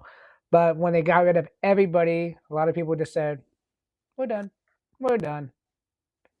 Yeah. And for me, I was done after watching the first episode of Space because I was like, well, they're going into space. What the heck is this? This is not Power. Power Rangers belong on Earth. You know, that's why I ended my journey back when I was a kid. As you guys know, if you've been listening to this podcast for a long time, you know that I went back years later to watch every Power Rangers season ever made. So my outlook on Power Rangers, like Lost Galaxy or SPD or any of those other ones, they were great shows. But if it wasn't for space, Power Rangers would have been over with. There would be no Lost Galaxy at all. Dude, you could have brought back Zach. They could have brought back anybody they wanted to. They could have You brought want to back know something? Kimberly. You want to talk about flipping the But script? Zach, that was another one you could have brought back as a Yeah, mentor. yeah. You know, it's kind of interesting too because they did bring back Jason and Zach in a TV special. I don't know if you saw this. It was like they aired the original pilot with the different actors, but it was hosted by them. So they were talking about, oh, we're in here. The Power Rangers, being Power Rangers was awesome, and then they played the original pilot. No, I missed that somehow. Really, this is pretty. Like this was around that time, around the Turbo time. So Or Zach did it. They were basically like playing the episode, but they were talking in between it, kind of like presenting. Oh, here's another scene, and stuff like that. But it was basically Day of the Dumpster, but with the maybe original. I missed. Maybe I missed it because I remember the original pilot. Yeah, but this was like hosted by Austin St. John and Walter Jones. This was around that time, so it wasn't like they had no relation with Walter Jones either. So maybe they could have done something. Dude, another thing they could have brought back Trini, Thuy Tran. If they could have figured out a way to patch things up with her, make her the. I mean, it'd be kind of cool to have a female leading the Power Rangers from behind the scenes. The first villain was a female Rita, so it would actually make a lot of sense having one female led team fighting Divatox, because it's like guys beating up guys. You know what I mean? Like you always want to have that mentality of guy fights a guy, girl fights a girl, that type of storytelling. Equestria, she doesn't really seem like she's after stopping Divatox as much as she is. The things that Divatox detonates that I don't really want to say because it'll get us in trouble. But in every episode what they do there. But I think that would have been cool too, bringing back Trini, because Trini was really the only one that hadn't, like from the Mighty Morphin cast, that had nothing to do anymore after Mighty Morphin. Yeah. Kimberly came back for the Zeo movie, for the Turbo movie. Jason came back a bunch of times as the Gold Ranger. He also did the Turbo movie. Zach Walter did that special. Everybody else kind of brought back but Thuy Tran, and if you would have brought her back, that would have been awesome. Like that could have really like cemented the team better. Another missed opportunity of Turbo, Yeah, I'm trying to remember when she actually had her car accident though. Was it before Turbo or was it after Turbo? I think it was during like the taping of The Crow, one of the Crow. It was movies. It was the Crow. It was the Crow 2, but I don't remember when it came out. Yeah. Yeah. Well, that's rest in peace. I was a big fan of Thuy Tran. I thought she was like, as a kid, I was like, she was the one for me, boy. Like I know most people are like Kimberly guys, but I was very much oh my god, like, oh look at Trini.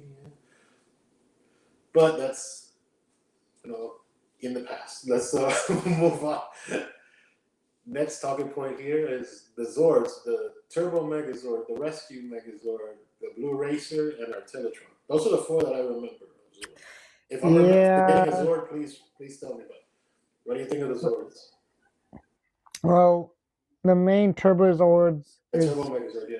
the main Turbo Megazord is fine. The two alternate race cars, the Blue Thunder, and Yeah, then yeah. the other Those are the one, top ones. The talking like, cars. Yeah, yeah, the red and blue extra cars. I think I don't think they belonged in the U.S. show. yeah, Honestly, yeah. But they weren't. They grew to Zord size, right? But they never actually combined with the Megazords. no, they didn't combine anything. They were supposed. Again, we have to go Just like back what to cars.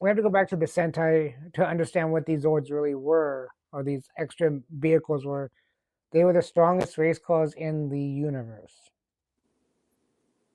In the show, in the Toba show, I don't think they really explained what they were. They were just extra They vehicles were brought for in the the movies, Blue right? and the Red They just Ranger. started using them. Yeah, Yeah. So yeah. it's like, okay. It's like, well, that's cool. They got an extra way of moving around. Um, when it comes to the secondary Zord itself, like the fire truck, the The dumpster, rescue. Yeah, that's the rescue Megazord. Yeah. yeah, I think it's again it based back to we have Sentai footage, so let's use it. But then when you move on to something like Lightspeed Rescue that Mhm. has rescue vehicles, it makes sense more than it does in the Turbo Show. Like I think the Turbo Show just went on too long, honestly. Yeah. I think the Zords are the main Zord is fine. Uh, but again, if we're talking about Zords, we got to remember we had two extra characters in the show, and I'm blanking out their names because I'm thinking of the Sentai show more than I'm sneaking. I like the Oh, Sentai show more. and General Havoc's Dragon Zord looking thing. I forget what the dragon. It's a Zord, but he has It like is a a Zord. Zord That's looking. Havoc Zord, yeah. Yeah, But no, the I'm talking about the cop, the cop itself. yeah, that's the Uh, Blue Racer. That's the Blue Racer. yeah, That the Blue Centurion drives. Blue Centurion. Yeah, he was in the show that had his own mech car. That was a big police car. That was kind of interesting. That was such a cheap name. Just call it the Blue Racer. Yeah, and then We got nothing. It's the Blue Racer. we got the Phantom Ranger that gives them the other Zords in the Yeah, Sentai he's the one show. that gives them the rescue Zords and Yeah, and pulls out Artillatron, which is just again, yeah, interesting character. Play totally different than the Sentai character because the Sentai version was I'm gonna say this in the nicest way, a hole basically yeah. because he was kind of like a Miss Miyagi, trying to tell him how to do things in like riddles, but at the same point being a total a hole to them the whole time. Uh, in the Sentai, in the American version, he was like a very, you know, trying to help him out all as much as possible, having a love story involved in it too. Um, but when it comes down to the Zords, I think it's fine. I think they look good when they combined. I the Okay. Zord. I mean, it's kind of hard to dislike a Zord, really. I mean, Okay. the How Tober often? Zord itself was interesting because you have basically you made a transformer. If you want to get down into the nitty gritty, it was a transformer in disguise. Yeah. Yeah. Well, uh, my opinion on the Zords, I think the Zords they look fine, but I think as an idea for Zords, they're a total failure, and this is why. The Turbo Megazord looks like it should combine with a bunch of other things, right? It's Hmm. easily you pop out the arms, pop out the feet, put in your feet, put in your arms, put in your head. Even the head, like the Red Racer, you can just like slide in and put something else in there, right? So it's easily you could see other things combined. Nothing combines with the Turbo Megazord. Best thing you can do is the Artillatron gives you his guns and you hold them. But they don't Yeah. even like mount, so that's a failure right there. Rescue Megazord, it doesn't combine with anything else either. It doesn't combine with the Blue Racer. Blue Racer is a failure as a Zord because it doesn't combine with anything else. Blue Racer at least should combine with the Turbo Megazord. At least if this is like your Tommy or if this is your Sixth Ranger as the Blue Centurion, at Yeah. least the main two mechs because Blue Centurion, the Blue Racer should be the the secondary Zord, right? That should Mhm. be number two, and it is not. So that's another failure. Artillatron, that thing turns into like 20 pieces, but none of the pieces go into anything. It's like a half a pyramidus where like some of the pieces fit inside, but the only thing that actually morphs or transforms are the Gatling guns. Yeah, I mean, again, I think this that's what was they're not. as a concept. You know what I mean? As a Yeah, concept of Zords and combining, nothing combines because you can't even combine the Rescue Megazord with the Turbo Megazord because these slots don't fit into the others. So, no. If they're but Transformers, that's one thing, but these are Zords. These are supposed to be. You know? but again, this was a season from Japan that was supposed to be a haha joke season. So they wasn't in Japan. They wasn't even taking this seriously. So when they brought it over here, This they was really so easy to take it. transform, right? They These are couldn't really. cars. Cars should go into cars. They should, but some reason they don't. you know. Yeah, perfect example of what you just said, right? The two extra cars, right? The extra blue, the quote unquote talking cars, whatever. Hmm. The companion cars, they turn giant, but they don't go into the Turbo Megazord either No. because they kind of look like the Turbo Zords anyways. So you don't even get that. So that is one thing that bothers me about this one, and that's what I think about this one. I don't think they're ugly looking. I just think the concept of them being Zords is bad. The concept of them being robots standing alone is fine. Especially Yeah. the Rescue Megazord, because the Rescue Megazord is supposed to be like 5 individual Zords that combine into one, but they all have jobs. Like one's a fireman, one's a nurse, one's a dump truck that turns into a dump truck looking thing. These, you know what I mean? The I Turbo do. Megazord are just cars, so it's like really all of this stuff should fit together, and none of it fits together. I can forgive that stuff for more mystical powers like Mystic Force. Mystic Force really nothing combines with Mystic Force. Like you can't the red lion, the white lion, and the Mystic Megazord, the Titan Megazord don't combine. The train doesn't combine with the with the Titan Megazord. Like nothing combines. But since every power is mystical and it's supposed to be, I get that. But this Yeah. should be the easiest. These are just cars combining to cars. But that's for me. Next talking point here: Blue Centurion and the Phantom Ranger. And before you answer, I'll say this: the missed opportunity of a White Ranger, because we kind of had a White Ranger in the Sentai, and you know more about the Sentai. Yeah.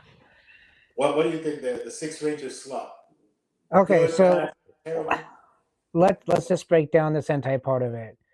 The reason they did not bring in the White Ranger for this concept is because she never had a mask on.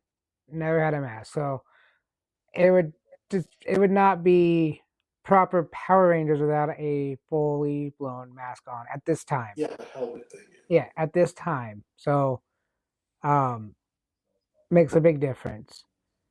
When it comes to the Phantom Ranger, that would be the actual Ranger side. It would be the Sixth Ranger. The Blue Centurion is not a Ranger at all. I'm not He's going to count him. He's from a different planet. He's from a different situation. Again, that they planet fit thing, that that planet doesn't even make any kind of sense in the fit. Power Rangers series. Yeah, um, so let's just count the Phantom Ranger as the Sixth Ranger in this case. I think they could have done more with them if they had more opportunities, more timing, more storyline. No one knows who the Phantom Ranger is. Some people, I think, the concept was it's a Rangers that have died in the past that just formed into this energy, and then other people say it was supposed to be one of the original Rangers.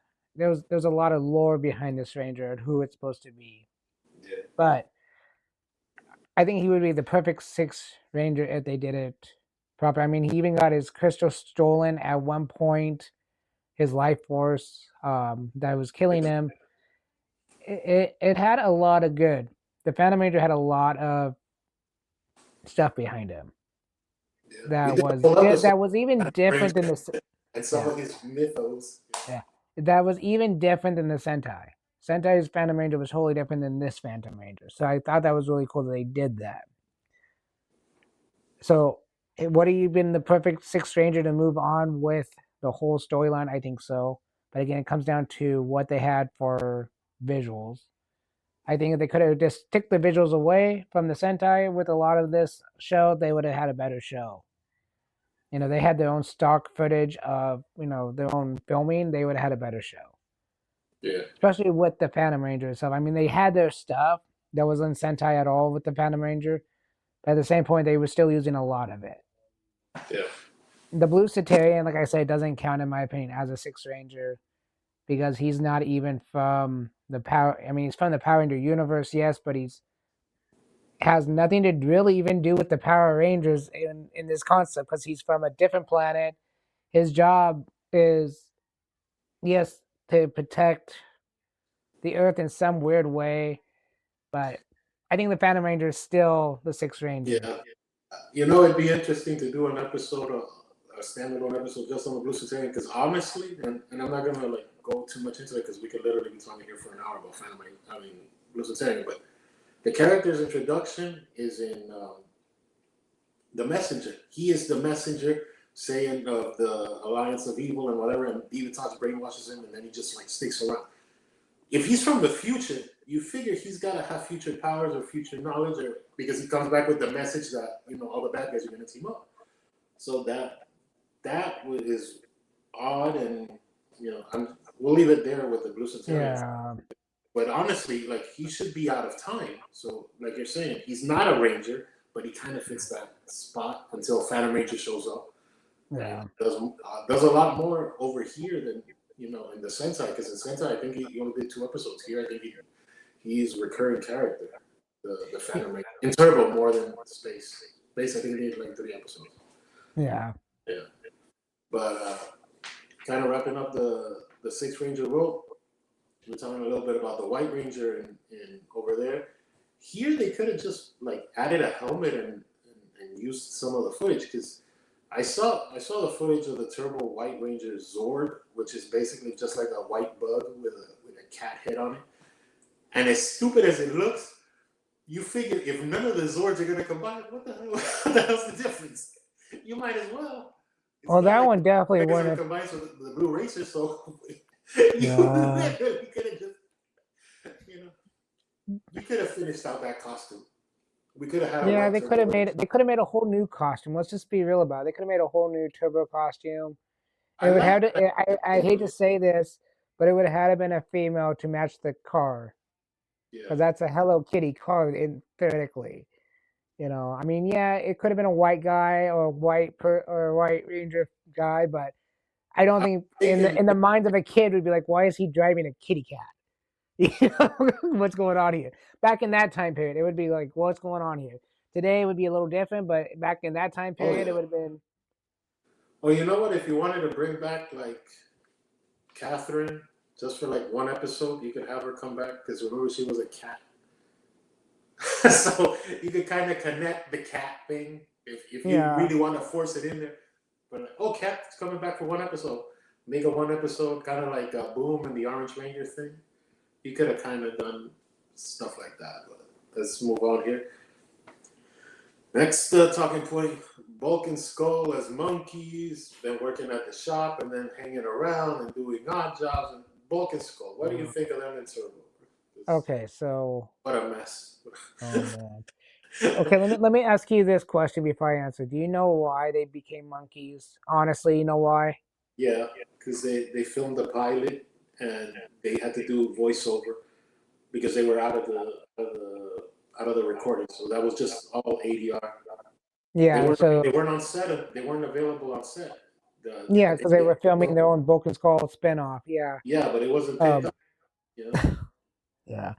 So basically, I had to find a way to keep them in the show, but I think it was just again, that's one of those filler situations because they didn't want to kick them off the show because they still were part of the show, but they wanted to see if they can make a spinoff of the show of just them.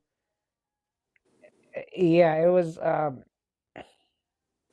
me it was nothing. It was just a way to make sure people remember that Broken Skull's still here, but they're not here. you know, Yeah, I mean, after the monkeys disappeared, they became invisible for a while, and then yeah. they became back to Broken Skull.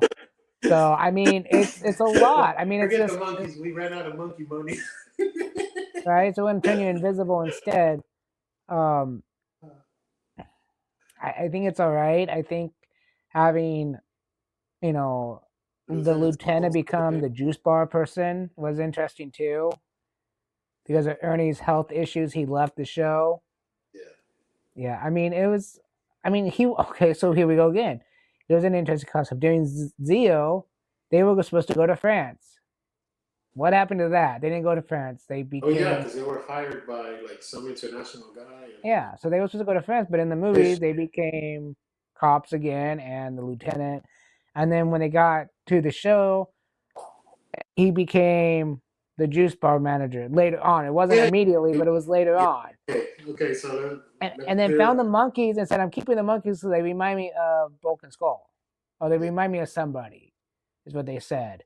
yeah, Yeah, it's a lot to knowing that they have flopped so much story around before even the show came out on, you know. yeah. Vulcan Skulls have like if you look at it from a timeline wise, they've had some like they go from being teenagers to being junior cops to being junior detectives to being monkeys to being invisible to being basically just like not homeless but like bums hanging around the high school for some reason after all of their friends graduated like they're still hey you're the new Red Ranger hey buddy it's like, Well, it should be no well, it's like they're still hanging around and then they go live with Professor Fonimus or whatever one of the yeah, days and then like, both of Skull had a some funny time. yeah. And Uh, then Bulk and Skull separate because Bulk went to the Lost Galaxy and Skull missed his flight. But in reality, didn't miss his flight because he could have, yeah, he could have still made a secondary flight, as we all know, because of the Red Ranger situation. yeah, Um, but of course, he left the show at that point because he wanted to go to higher education. yeah, he's a doctor. He's Yeah, like a doctor in philosophy, I think, or something. yeah, but he comes back later on in Also, the he comes back later on in the actual Power Rangers series. Um, but anyways, back to Turbo. I think the whole Broken Skull thing in Turbo was messy. just kind of a ridiculous. They should have just not cut them out, but have a way to keep them in the memory of the people until they can come back and film. You Yeah, know, like I don't know, like even like the lieutenant could be like, I haven't seen Bulk and Skull in a while. Money, what happened to them?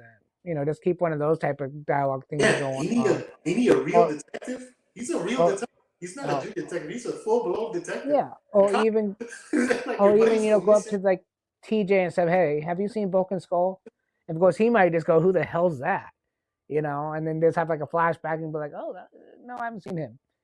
Something. I mean, they didn't have to turn them into monkeys. They didn't have to turn them in invisible to keep them in people's heads because the actual fans know Bulk and Skull. They could have just been scared off, but even at that, before they were turned into monkeys, they wasn't even afraid of the bad guys. That's how funny this show is. They were not even afraid of the monsters at that point. They were ready to go kick their butts with the batons.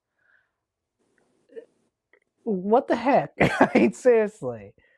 You Yeah, know, that's a big plot hole in space because like in Zeo you had like two monsters as your butlers, basically your maids, right? Because Goldar and Rio are living with them for a good part of the season. So, let's move on then. We kind of covered already the power transfer. But any last thoughts on the power transfer when they switched costume when they switched power when they switched cast? You think it was done properly or not, or what do you think there? The power transfer itself.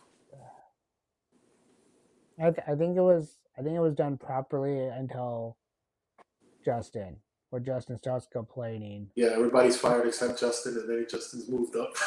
What What This about isn't me me? Am I protecting chopped? anyone. Yeah, I mean, I think again, it's a childish thing they did. There, I mean, they could have just said they could have done anything different. They would have made more sense. I mean, Justin's been a Ranger since the movie. They could have said something better instead of him making it the comment, "What am I chopped liver?" It was like, what the heck? It's like, come on now. He ends up being the veteran ranger because he's the one with the most experience in the whole team. Yeah. So I don't. I think they did it right, but I think they did Justin wrong. I will say that. I Uh, think they should have said they could have done something really cool, like we got, we're doing the transfer, and like the podium would be dark before them on, uh, he would go step up on the podium, and then the rest of them would appear, in front of him. And yeah, instead of having him complain about him, not being a ranger, or am I still a ranger kind of thing, Yeah. they could have done it better. But other than that, I think it was fine. Yeah. We've been talking about it for a little bit, so like I, I really don't have much more to say there. Like I said, I think the best thing would have been like just put in a mentor. Like, okay, Equestria, she did her job too. Like, if the Rangers are leaving, why is the mentor sticking around? Why wouldn't you bring somebody else in to mentor the team to another phase of the show? But there's that. I thought it was at least this is a positive that I'll give it. I think it was a lot cleaner than it was when they did the power transfer of Mighty Morphin. When they just like, let's go to space and go to another planet and find this sword that's gonna copy the powers, and then you guys leave, and like all that whole mess. I like how this was just like bowing out, right? Because like Yeah. the whole power transfer was like, oh, here's the cat, and she touches the shoulder of Cassie or something. Mm-hmm. And you see the next scene is Carlos and Adam, and I thought that was nicer. Like, we choose these people to be the new representatives of the Power Rangers, Yeah. the new Power Rangers. So I thought that was well done. I thought it was cheap too, at the same time, because I read this somewhere. This was supposed to have a bigger budget, so this episode was supposed to bring back everybody. This was supposed to have like the original Mighty Morphin, like the entire world, because this is the power transfer. This is the end of Zordon's quote unquote time. Yeah. This was supposed to be a big deal. Austin St. John, Walter Jones, Stewie Trang, David Yost, like the whole team was supposed to come back for this final reunion. It was supposed to be a big deal, but then at the last minute they did it as cheaply as they possibly could. They just had like an image of Zordon and an image of Alpha. Yeah, they're here. Yeah. You know what I mean? Yeah, right, buddy. They could have. Yeah. That should have been a TV movie, honestly. That would have been kind of You, cool. you just brought up an interesting point, because this kind of conflicts a little bit, and maybe someone out there can explain it. So when the wormhole opened up, it was to take Zordon back to his home planet. Yeah. Basically getting him out of the time warp and all that, and he can become, whatever. Yeah. He's not supposed to be in the tube anymore. But in space, he was kidnapped and he was still in the tube. You see my point here? Yeah. Yeah. I see what you mean. I think they could have, even if you don't want to like film more stuff, you could have like at least have a throwaway line like, "Oh, Zordon's using his energy tube to communicate with us." Yeah. Right? Because like you're saying, you're totally right. And we did this when we covered episode 1 of Power Rangers. Like, he's a guy trapped in a time warp. He's not really in that thing. That's a mirror or an image or a likeness, or it's an iPhone basically. Like it's a projection of you, but it's not really you. So the thing breaking, but whatever. You're right. They could have at least had a throwaway line. That's why I figured it would have worked much better as a TV movie. The whole thing of Tommy being in danger and then TJ saving him and Cassie running in and saying, you know what, the hell with my dreams. I need to help this guy because you got to be good for good's sake, right? That's part of what makes you a pure Power Ranger person, a pure of heart. You are attaining to the powers, stuff like that. So there's that. But, oh yeah, there's also the whole thing of the time warp is closing. Remember that was the subplot. Oh, the time close. We're running out of time. We're running out of time. Yeah. That doesn't make sense for the Rangers, though. The Rangers are still going to be on Earth. It's just Zordon is leaving, but Zordon doesn't want to tell them, and it's like, and you still have to deal with the Divatox angle, and It's a mess. Let's just put it that way. It was a mess. Yeah, it should have been better, but it could have also been sort of a make good for everybody to, hey, look, this is what we're doing. And if you wanted to, that could have been the end of Power Rangers as a show. Because it could have been. Okay, this is a new team, and then you just imagine in your head what the new team would do. But you put away the old team, basically, Yeah. Next year, these last couple of talking points are kind of fast, so we're getting close to the end of the show here. Real quick, matching footage to Sentai. I think it was terrible. I think they did a terrible job matching. None of the footage looked like it belonged anywhere near. That's my 2 cents. Go. No, you're absolutely right. I think they could have done better, but again, I think at this point, I think Saban was like, we're just seeing how this goes because the ratings. Yeah. I don't think they were really into the slicing thing at the moment. Yeah. Then the next talking point here, and funny enough, there's only one of these in the whole show. Right? The Morpher. There's Oh, only the one Morpher. Zeonize, oh, the Yeah, no, morpher, the Turbo Morpher. turbo morpher, yeah, the There's only key, one Morpher. yeah. You never see Blue Centurion demorph, or you don't see Phantom Ranger demorph. There's only one Morpher in the show. Well, you would never see the Blue Satarian demorph because he's not a human. He is literally that. Well, he should have a Morpher just to jump time. Then he should have a time jumping thing if he's a time jumper, right? Yeah. Okay, Well, at least according to this teleporter or show, something. yes. Okay, put me to another galaxy. Yeah. And then the Phantom Ranger, well, that's he's there, but he's not there, and the Ruby and what.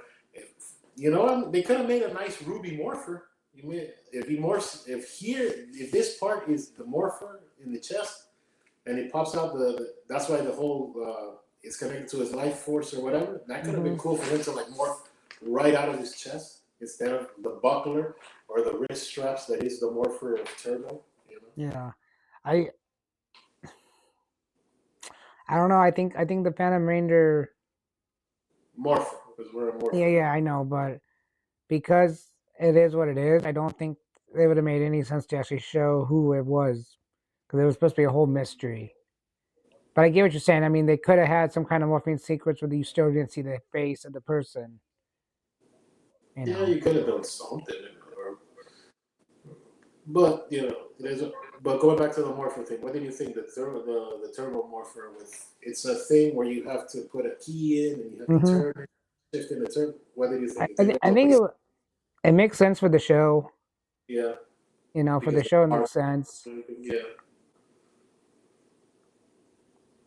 That's about it, really. I mean, it just makes sense for the show because it's cars. It's how do you turn a car on? Well, with the key.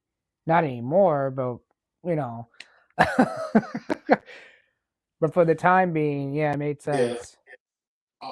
Honestly, it's kind of similar to the Zeo thing in a way because Zeo has a 2-part Morpher because it has the Morpher here, and then it has the connected thing. And then the Zeonizer, yeah. They have to kind of combine them to make the form of the Zeo. So yeah, it's putting this and bro, half the episodes people are dropping the key. Yeah, that was kind of weird. All the time, man. That's the most unpractical Morpher. No, Ninja, that's a pretty unpractical Morpher. The thing is this big as a giant red triangle star. You have to spin it. Yeah, I don't really care for when you're talking about it like that. Yeah, the Morpher was kind of the design of it was great. I love the design, but the way they handled it was kind of weird. Shifting the turbo.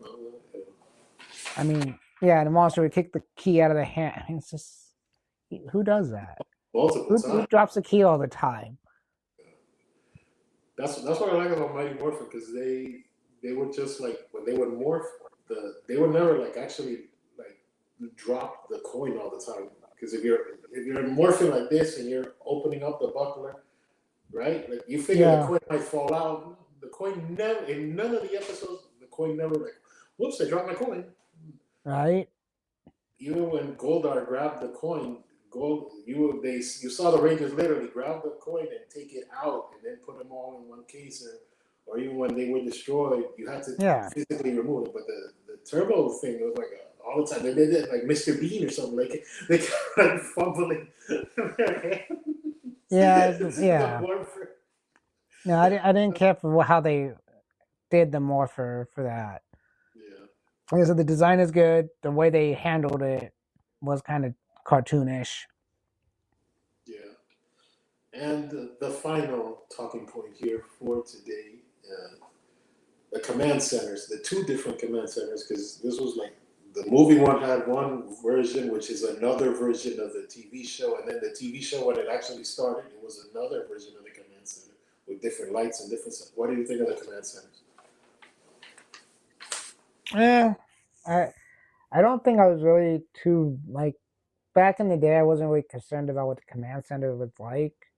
Yeah, Um, I don't know. I think it is. It's a command center. I mean, it's a place they go to talk to Zordon or whoever's the one at the time. Uh, I miss the Power Ranger suits in it. You know, with the glass tube is with its yeah, green the paint. did Zio.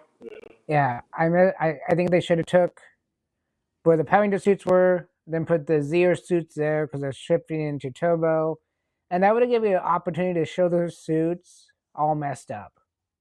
yeah, You know, uh, but again, I think it's just a place to go. I mean, I mean, they blew up the original command center in the TV show. They had a new one. Uh, I don't know. I think after the original one was done for, I think I kind of lost interest in the command center yeah, really more than anything else. I just kind of like the plot of the show, uh, not really of the Turbo show, but of the Power Ranger shows at the time. yeah. Well, I thought it was. Okay, I'm since I'm a toy maker, I like the aesthetics of the set, and, whatever, and so many scenes are filmed in the command center. You're gonna look at it. Now, I think where they messed up in Zeo, as far as the command center, right? Because it's not really the command center. The command center is destroyed by Mighty Morphin. So this is a sub command center under the original one, right? And Yeah, just building on top is fake. But then they don't clearly say that we rebuilt the command center upstairs. Like, you could have at least thrown a line. Hey, you know what? We got the command center upstairs fixed. And this is just what it looks like me. So that doesn't make yeah, any. Another thing with the command center in Turbo specifically, like you're saying about having the Mighty Morphin suits and then or having the Zeo suits, I think it would have made sense if you kept the Mighty Morphin suits, but you just put the Zeo crystal in the center of it. You know, like and this just keeps feeding into the command center itself. So that's what's powering the command center now. You could have made that an excuse for the Zeo powers. that would have made sense. You know what I mean? Yeah, Like that's what's keeping the whole base running. We're running off the battery of the Zeo powers. Okay, so now we need turbo power or whatever. That was that. Uh, I think one aesthetic thing that was kind of messed up, and they did really good when they did the movie and even the TV show was lighting. Because in Zeo, the command center was really dark. Their command base or whatever, like you can barely tell what was happening. It's cool, like you're saying. It's cool to see the Mighty Morphin suits, but like, you need more lights in there, brother. Billy's standing in the corner, and you see is like half a Billy and half a shadow and half a light. No, you need yeah. more lights in there. So there's that. Uh, any closing thoughts here, buddy, on Turbo before we wrap up this supersized episode of Cowabunga Ranger Talk? Well, the only thing I really have to say is that I think Turbo was really the main killer of the Power Ranger franchise for the OG fans Yeah, that didn't want to give a chance to the other shows, me included at the time. Um, but if you've never seen the Sentai version of Car Ranger, aka Turbo, go watch it. It's a great show and it makes more sense than the Turbo show. I hate to say it. yeah, And yeah, I think you guys should watch both honestly and compare it that way because then you get more of an idea of who these extra aliens are and how they work because it's a lot more to it than what they show. Lucitarians in there, Phantom Rangers in there, all the main bad guys. The only one that's not there is Divatox. It's a whole different person. And you'll understand how the turbo cars came to be in that show. Where this one is mythical. Did Billy build them? Did Billy build them, or was it something else? Um, in the actual Sentai show, you actually get to see how those cars were built, how things happened. So um, they're both good shows. They're just good in different ways. And I would yeah. suggest if you haven't watched one, go watch it. If you haven't watched the other one, go watch that one. And you you can see that where the Sentai crosses over with the Power Rangers and how they made the characters how they made them and why they make them the way they did for the Power Rangers show. All right. So, first of all, thank you, DTV, for being here with us today. Being part of the episode, being part of the brand, being part of the whole thing. It was really cool, having you back on camera and part of the show again for today. Because I do appreciate the time because we're going on 2 hours and plus. Yeah, tells you how long it's been. Yeah. So thank you for being on the show. This will always be your home, and Yeah. you know. But going into the turbo thing, to kind of wrap up there, I think there was missed opportunities, and if I were to give it a grade, probably like a C plus. I think C plus is like just, it tried some things, it didn't try some others. The power transfer, the old Rangers, the new Rangers, because you're still living in the Zordon timeline. So I guess that also comes with like some restrictions, like we were saying, because you have baggage. It's much easier to do a Power Ranger show when it's standalone. Like Mystic Force is very standalone. Like, you can watch Mystic Force and you don't have to watch like 29 other seasons of show or whatever. Yeah, exactly. Yeah. Everybody, thanks for joining us. Subscribe to my man here, DTV83, his channel. It's a great channel. He pumps out a lot of content. Here on Cowabunga Ranger Talk, we got more episodes coming. God, I'm filming right now a few, so more reignition line coverage is coming. I just have to edit and upload, but more stuff is coming, and we'll catch you next time. Yeah, catch you next time. Bye. Peace.